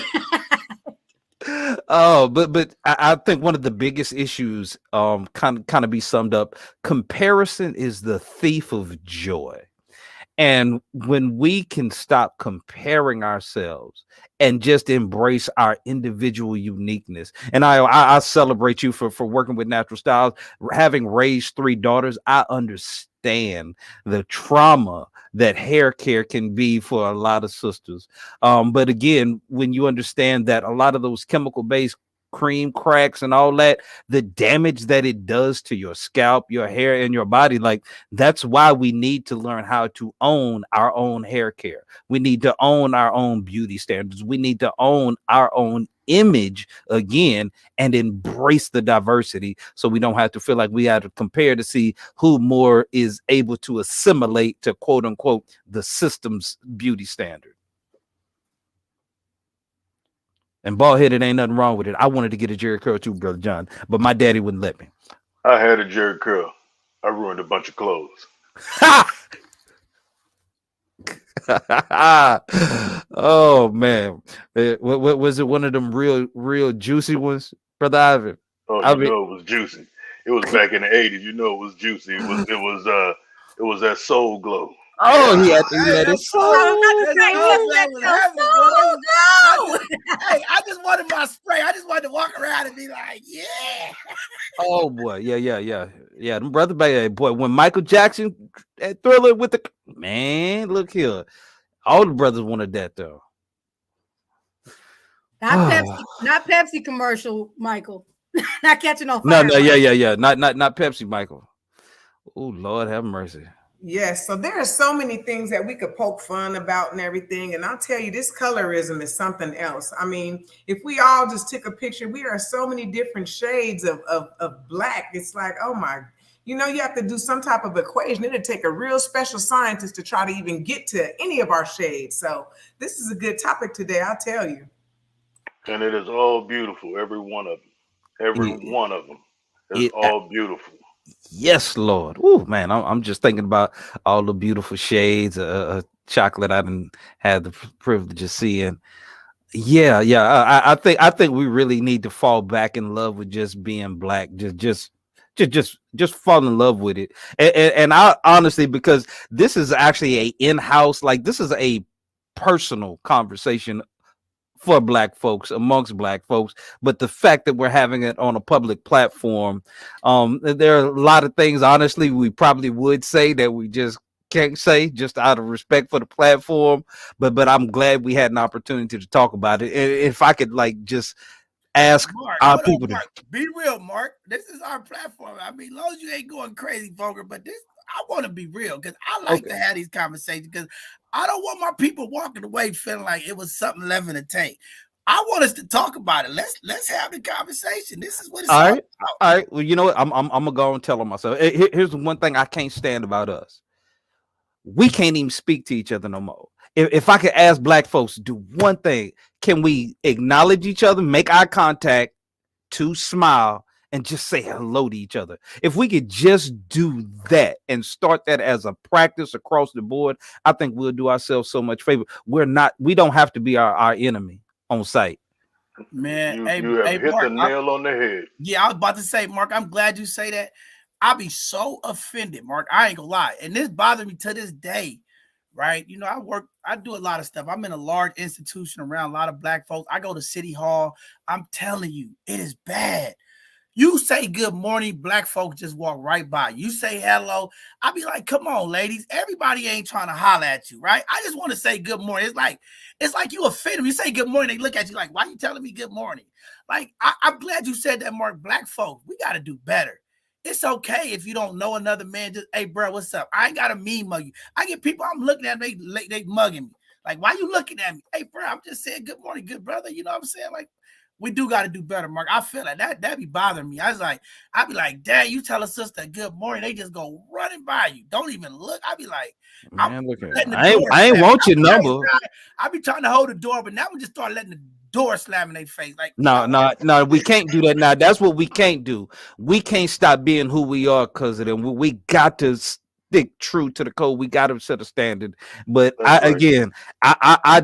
love us so much. I'm willing to make other people uncomfortable to know that as from one black person to another, I see you, I love you, and I'm here for you. Like we are connected. That's right. Yes, because if it pop off, they gonna click on us. We better be recognizing each other. I'm just And saying. it's not enough of us in these spaces to have animosity between the two of us. And what I do when I see a couple, because you got to be careful, especially when you're a single woman. When you see a couple, you speak to the woman first, okay? You hear that, community? Because you don't want no problems, right? You always acknowledge the woman. Speak to her, look her in her face, and smile, because there sometimes just be an automatic mug, and it's like, what you mad about? I'm happy. I'm always happy. So just make sure you smile, be yourself, and speak to the woman first if she got somebody, please. Common courtesy and respect. If you're a woman, you speak to the woman first. If you're a man, you speak to the man first. What we want to do is establish that we are in polite society, that we will stick by some of the standards that we used to have that have fallen away, where we acknowledge one another and we do so in a respectful manner. And that is what is missing.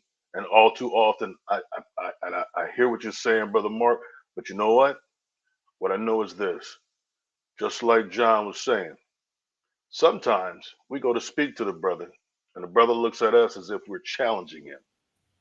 So then later on, when we're in the supermarket and we go by and we want to speak to a woman or a couple, most of the time that I'm out in the world, I'm with my wife. My wife is standing next to me. So there can't be any kind of misconception. I'm trying to get at somebody, trying to pick up somebody or whatever else. But what I can say is this, I have to consider the fact that they would not even look me in the eye, that they would not return a polite good morning because they have come against this sort of confrontational behavior in the past. And sometimes to the point of it being more than just a confrontation, it being something of a challenge. Do you want to fight me? You know, is what it comes out as what the situation seems to be. Do you want to fight me? Or do you are you seeking to take my space and that sort of thing? And so I see sometimes, and I have to empathize.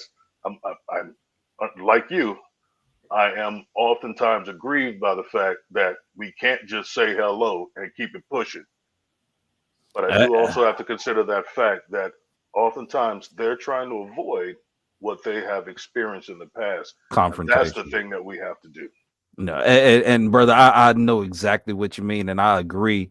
And I think I'm one who I can borrow from other groups when I see something that works. One of the things that I admire about the nation and in the Muslim community is there's a universal greeting of peace. And again, I'll just go back to body language, eye contact, and the smile before I say anything, before I approach. When you see me, I'm gonna smile. I'm gonna show you my intention through my facial expression and action. And then if you got a salam alaikum or peace and blessings, great.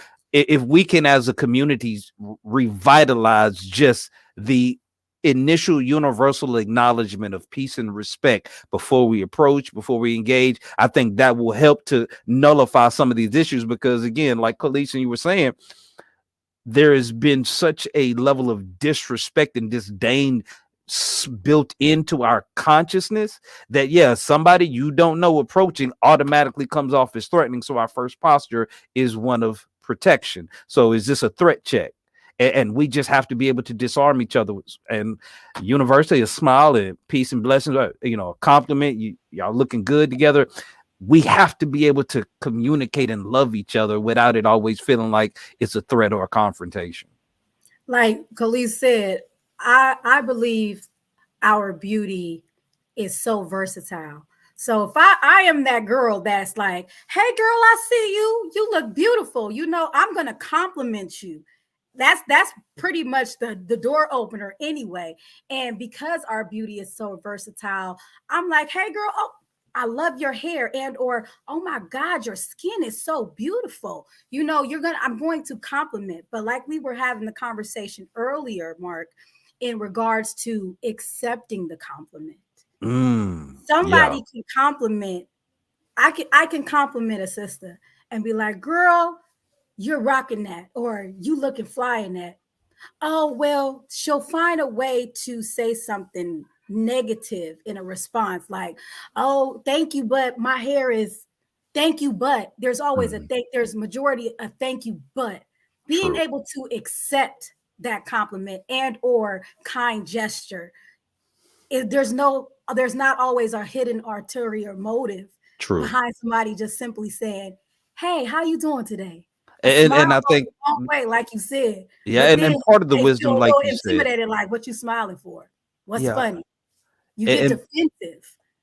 yeah, and meeting people where they're at is another part of the wisdom, because again, we are a damaged community. Like we have to understand, just because some of us have the understanding, have the knowledge, have the insight, have the light, doesn't mean everybody else around us does. And sometimes when you recognize that your well wishes, your blessing, your compliment isn't being received fully, or they may not understand it, you have to be able to recognize that and be okay with it and let it go at that. And we have to just be consistent at it until, again, some people, they're not going to receive it the first, second, or third time. Some people are going through so many things within themselves they haven't healed from. They're not prepared to receive that kind of love. It doesn't mean we stop giving it. We just have to give it in wisdom, recognize who we're dealing with, and be able to keep it moving without it taking away from our ability to see the next person and do the same. Well, I think Mark, that's big, and I think Io, that was a great, point to making about how do we get back to trusting in our community. I know when we walk out the door, we got this armor on. You know what I mean? We got to be tough. We got to protect ourselves. But I do see it. Io's right. Women could compliment other women, and then women, you would, yeah, oh, she hating on me. Why she hate? Oh, she trying to be funny. Like, you know what I mean? It's like, we do got to soften that up and just kind of like, embrace it. Even for brothers, if you say, hey, bro, that's a nice hat you got on, or I like your coat. Like, you know what I mean? We just got to, as black folks, we deal with so much. So I get why we got our armor on. Like, what you trying to say? You trying to be funny, or you trying to clown? But we gotta get back that, because I think with the damage, Mark, that you're talking about, I think that also kills self-esteem. And I think our community deals with a killed self-esteem at times. You know what I mean? And I think having us as community folks uplifting each other, saying, hey girl, your hair do look pretty. Like, I think if we build that self-esteem back up in our community, like no matter what you got on, what you doing, just more of us saying, hey, you look good, thank you for being here. You know what I'm saying? I think that's gonna help us, because I think, that's part of the problem, man. We so wounded that no matter what you say, you offend everybody, and that's why sometimes I even have to put out the disclaimer. I go in these meetings, professional meetings. Sometimes I gotta just say something to, like, everybody's so serious. Everybody just like, sometimes I go in meetings, I just start saying some foolish stuff just to get people to, like, let's lessen everything down. And sometimes that ice will break things, and then everybody is now more engaged. And I'm serious. I've been in meetings and everybody just like, and I had to say something silly like, you know what, y'all finna make me go see my therapist today. Y'all know what I mean? But something to lighten up the mode. You know what I mean? I think we got so much going on that we need that. So I appreciate that, like, that's something we need to do. And I'm glad you brought that up, because I'll be so offended, man. It's like, dang, what's wrong with my people? All I'm saying is good morning. And I can't even, it's like you done stole the joy out of the day. Like, let's just do better, man. It's just, out of this conversation, I just want all of that to be better. Like, we just love each other as one, no matter your shade. We uplift each other, no matter what you're going through. Don't take everything like it's a sneak attack. And we know sometimes there are sneak attacks and this that happen, but I think if we all lead in the masses in a way of uplifting each other, I think we do better as a community. And I don't want to put our conversation out there, Ivan. I know we had a personal conversation yesterday after the feed, but one of the things the brothers talked to you about respect. You want to talk on that? Because I think that's where it starts. But go ahead if you want to. If you don't, it's fine. Well, I'll just say this. I was out and I was canvassing the folks as they approached the what do you call it, pop up, and I was asking them what sort of services they might need beyond the things that we were providing for them yesterday.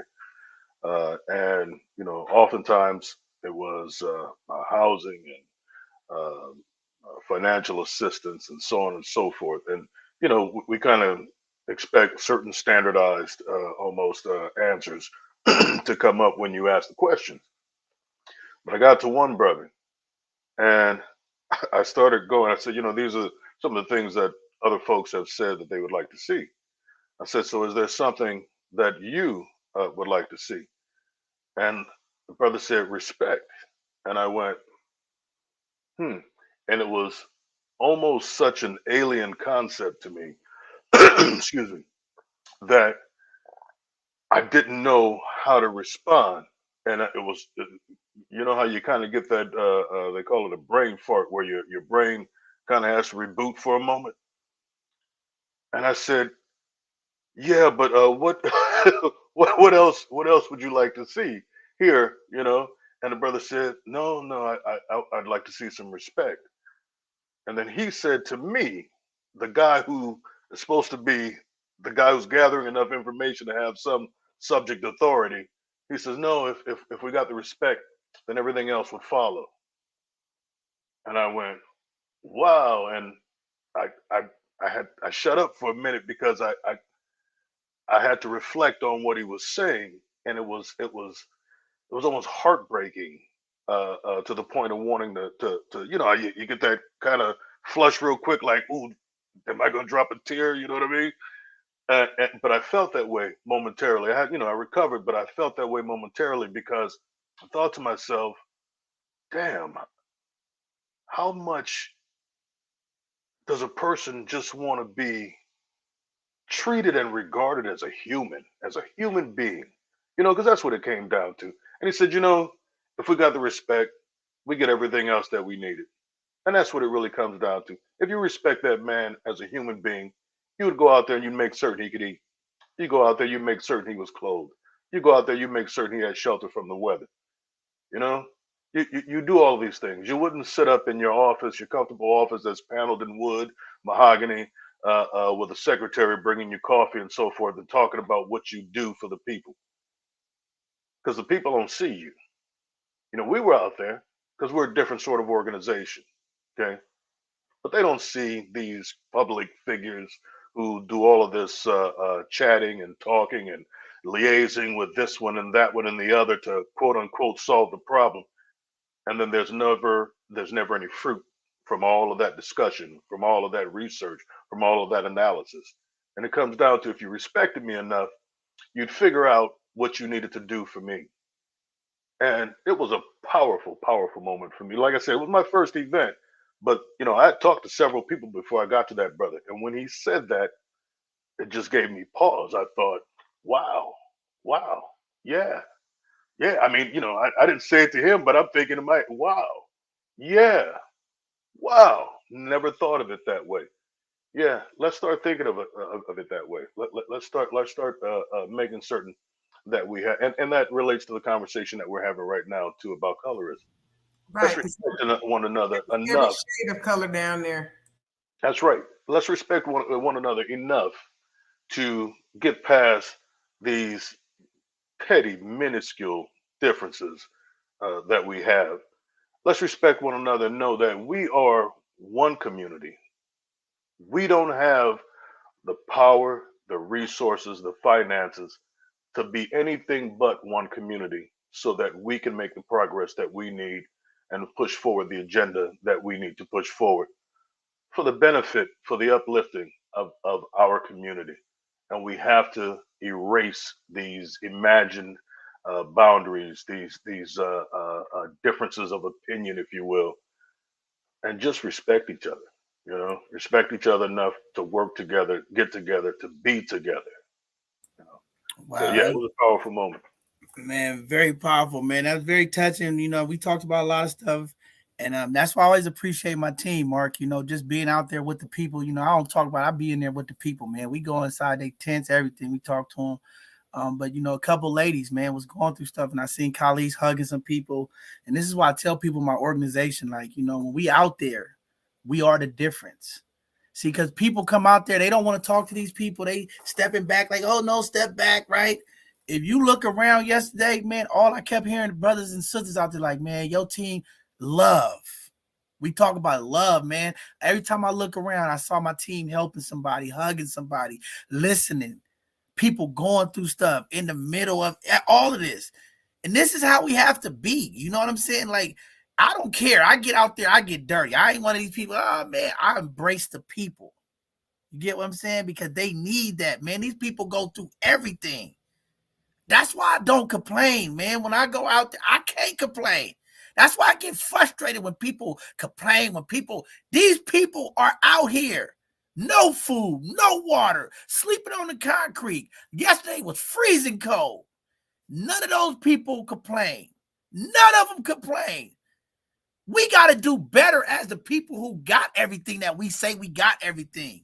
You get what I'm saying, Mark? This is the stuff that we got to fix. I was blessing people with money.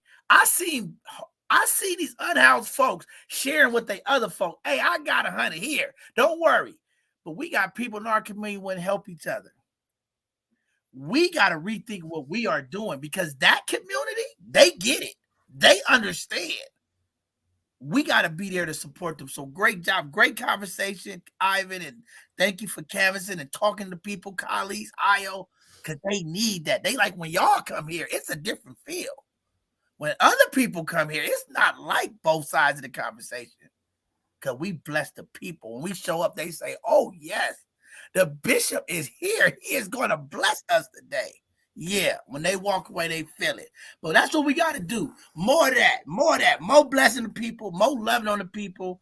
And like Ivan said, we are one community. When they hurting, we hurting. When they're thriving, we're thriving. We got to remember that mindset if we really want to change the narrative. But I'm sorry, I kind of threw the conversation. And I'll just say this. I'll just say this one last thing, as you were saying, John. You know, one thing that struck me as one reason that I'm so happy and anxious to continue to work within this organization. Brother said, "Hey, Bishop, you came back just like you said you were."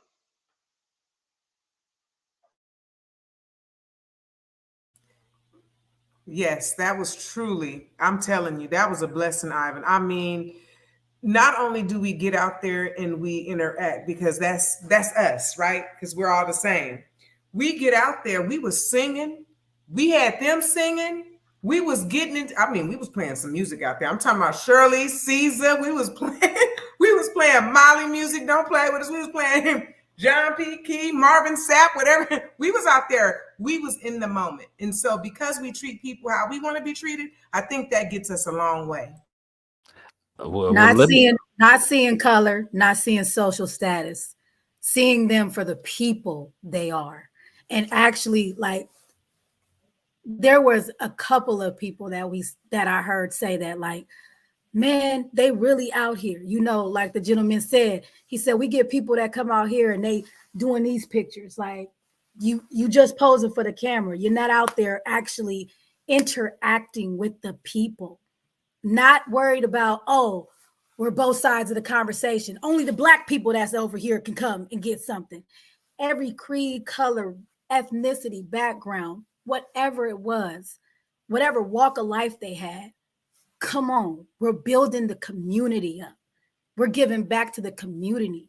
And just on the topic of this subject alone, colorism, we didn't see any color out there. We saw a need and we filled it. And that's what it was about. And that's why I am very happy to be a part of this organization, because the vision is being manifested and the actions match the words. Well, as the lone outsider who wasn't at the event, let me just give y'all your flowers while I have the opportunity. Again, in my past in pastoral ministry, when I was still involved in the church, that was my heart.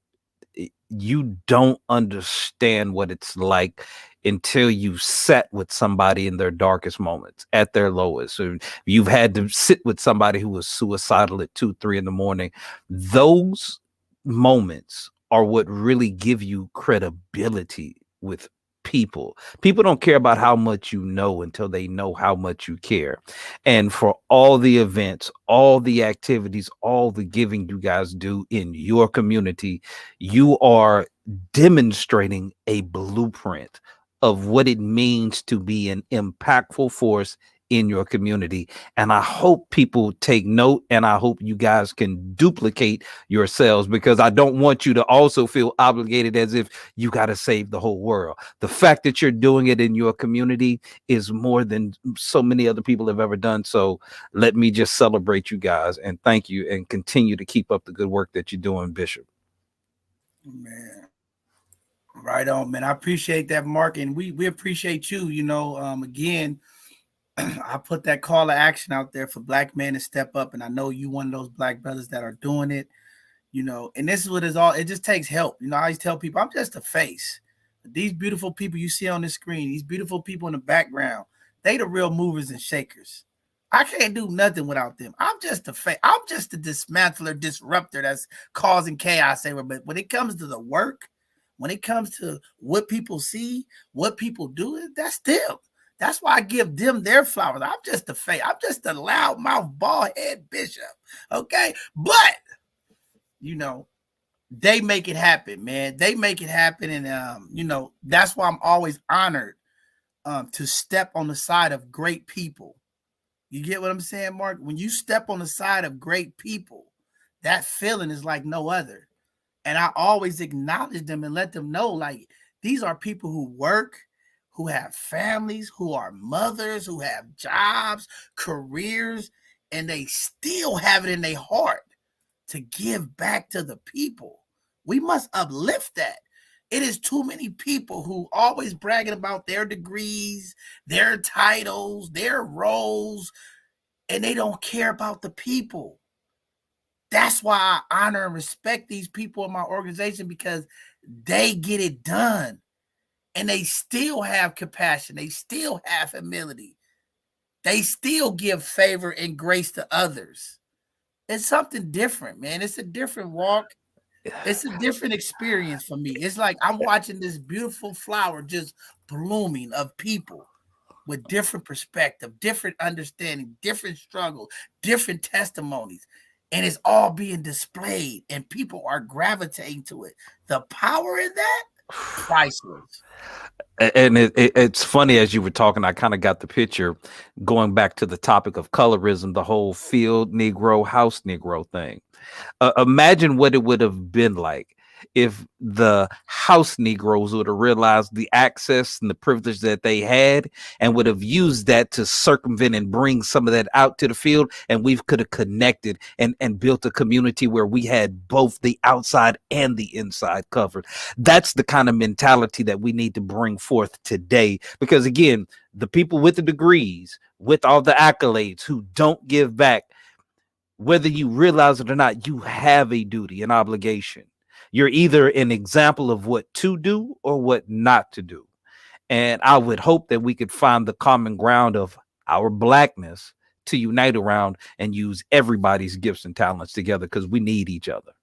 Man, definitely. That's why I always tell people. I go in these meetings, they act like I'm some kind of genius. Mark, I tell you, I ain't no damn genius. What Ivan is doing, I keep telling people, they say, how do you understand this? I keep telling them, all you got to do is listen to the people. The people will tell you how to fix the problem. All these elected officials, these politicians, they try to come up with this new masterpiece of innovation. Listen, you want to fix the problem? Listen to the people. The people will tell you the struggles. If you go out there and you sit in a tent and talk to the people, they'll tell you why they can't get over the hump. They'll tell you their struggles. It's not a rocket science. It's how do we help people? But you know what? God gave us 2 ears and 1 mouth. We got more mouths moving than listening to the 2 ears that God gave us. That's why we walk around. We listen to people. All you got to do is listen to the people. They'll tell you what's going on. They'll tell you how to fix the problem. But you got to want to fix the problem. Again, the political structure, understand, is a control mechanism. And again, the idea that they can present an ideal, but the reality of what they're really about is different. And politicians have been known to be masters at promising and never delivering. And that's why we need people like you, Bishop, and the team on the front lines, on the ground, really touching the people, really touching the community. Because again, there's more of us on the ground in the community, grassroots level. We really have the power once we wake up to it.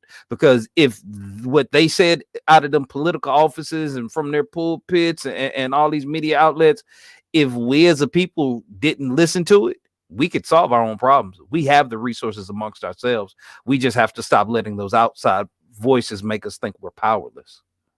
And at the risk of offending Sister Ayo here, I will say this. Not only do we have the resources, but we're directing our resources into the wrong things. We spend $3 trillion on so-called beauty products. That is a tremendous amount of money. We should be grooming our own candidates. We should be making certain that our needs are met by making certain that we have the representation that we need in the rooms behind the closed doors and the halls of power and so forth to make things better for us, to make those changes, to get legislation enacted, to create institutions and so forth to help our people, just like we're doing here. We need to make certain that we are very clear and understand that we have the resources that we need to make a difference.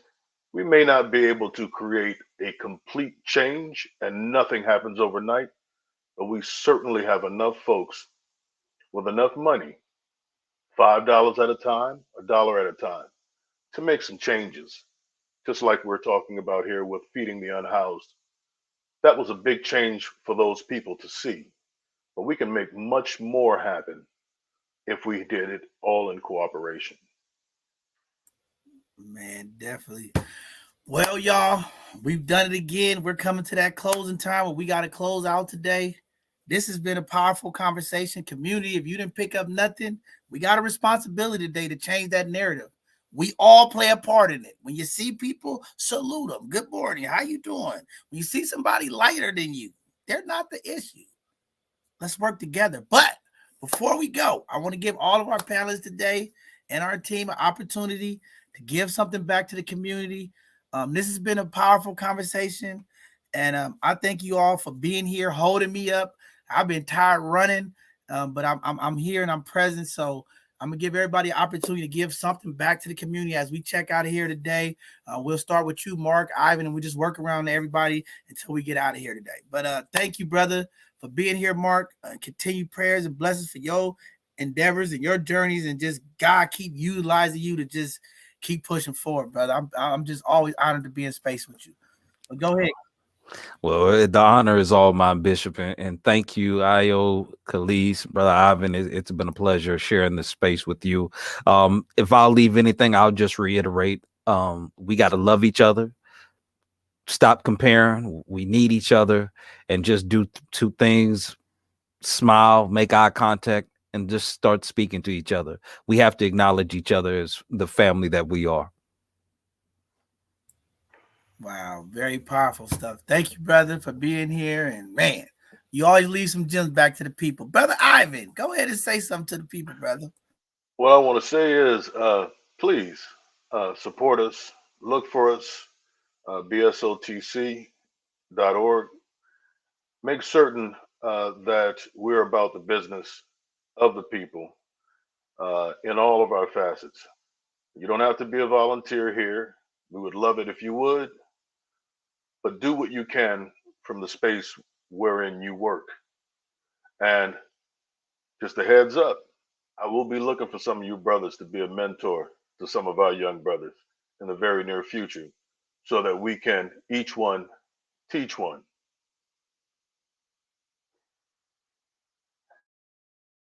Man, thank you, Ivan. Yeah, community, all of our queens and kings out there. We're trying to get our cohort going for our mentor program, and Ivan spearheading that. And we're looking for some good brothers in the community. I say I want some good brothers. I don't want no brothers straddling the fence. I want some good brothers so that we can uplift our young men in the community, give them support, teach them, educate them, give them the wisdom. We don't need no more John Morants out here, okay? I want my young brothers to understand the power of social media. I need them to understand why certain things they can't do. We want to teach them how to tie ties and how to dress up. We want to build up some young brothers, some leaders. We want to demonstrate what's possible. Be ready, community. We're going to be reaching out to you real soon. Sister Ayo, go ahead and say something to the people before we leave today. Well, I hope that today on this forum, that what we take from this is we begin to start planning and listening and contributing to educating ourselves and being comfortable with our uniqueness and embracing our beauty, every shade, color, creed, mix. And I pray that somebody takes from this conversation today a little chunk that will help to reinstill that self-confidence and self-esteem that your Black is beautiful, no matter your shade, no matter your size, no matter your economic background. You are beautiful the way you are. Wow, thank you. Appreciate that. I don't know, my Wi-Fi is a little spotty, but thank you, Ayo, for giving that. Now to my co-host, Khalid. She's always giving a great wrap-up. She's always giving her benediction of what took place today. Khalid, go ahead and bless the people. Oh, yes, community. Thank you to all the panel. Thank you, John, for having this platform. But I tell you, don't be a trauma builder. Don't be color stroke. It's better to give than to receive. Watch your facial expressions, that smile. Give a kind word. If you can't say anything nice, just don't say nothing at all, because once you hammer a nail through wood, although you may pull that nail out, the hole is still there. So you have to watch your words. All Black people should also use sunblock.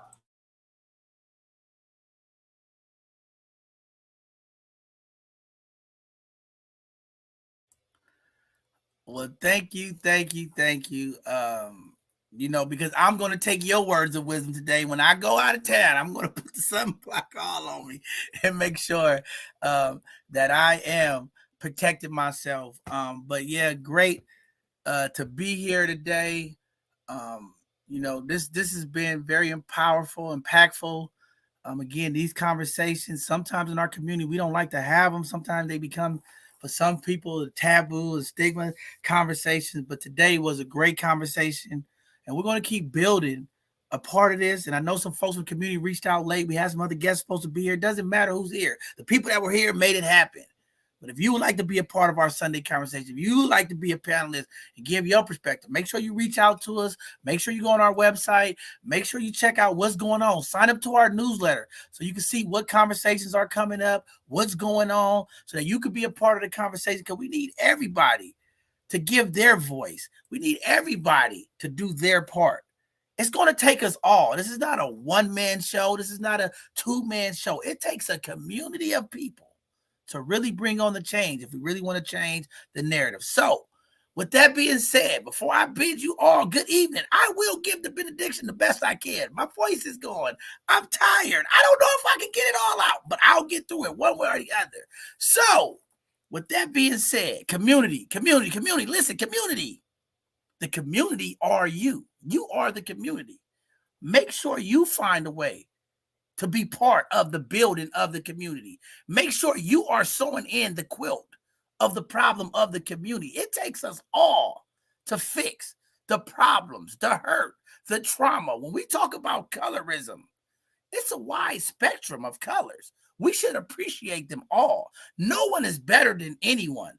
Nobody lighter or darker should get extra access. We should love our people internally within our community. Black is everything. You are important. Your culture, your features. We must embrace our blackness. I heard that many times today.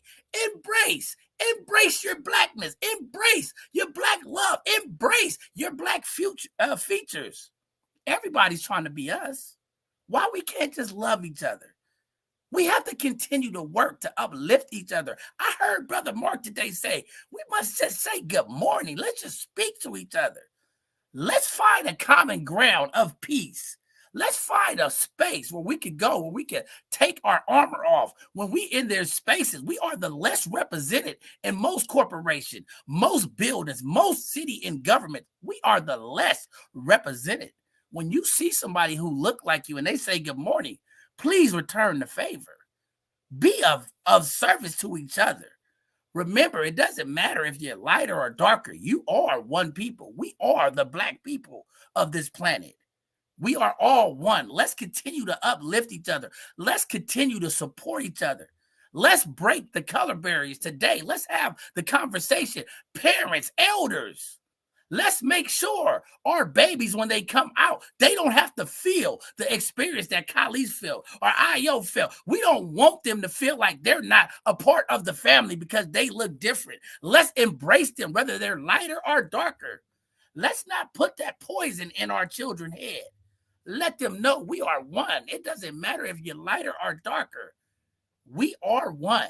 We are a family. We are a community. You are part of us. That's the makeup of a community. Let's continue to do our part. We're going to continue to do our part. Community, have some compassion, have some humility for the people that are out on the streets that you walk by every day. Don't just look at them as a homeless person in need. Don't look at them as a substance abuser. Don't look at them as a mental health person. Look at them as community. They need support. They need love. Make sure you're doing your part to uplift the people. Make sure you're doing your part to give back to the people. These streets, it get cold, it get dark, it get lonely, it get hopeless. You be that shed of hope. Make sure you're doing your part. Community, if you have the resources, make sure you are tapping in. We have some folks out there that need some resources. Don't be the community organization holding on the resources for a rainy day. We have a rainy day right now in America. Our people need help. Make sure your resources is going to help impact someone else. Don't worry about what you're not getting. Be of service first. The blessings will come. Uplift the people. A mother of 7 children was out there in need. We can have more folks come together to support that mother. Let's do our part, community. Let's continue to bless the people. Get out your ego. Get out your power trip. Get into the people. Walk with the people. Uplift the people. Build the people. I will be there. I'm a dismantler. Whenever you dismantle, you have to rebuild. The blueprint is being made. We're trying to lay it out. Let's build together. You keep hearing it. Let's be one in unity. We don't always have to agree. We don't always have to do the same thing, but we all can walk in line. There is a change coming. You heard Mark.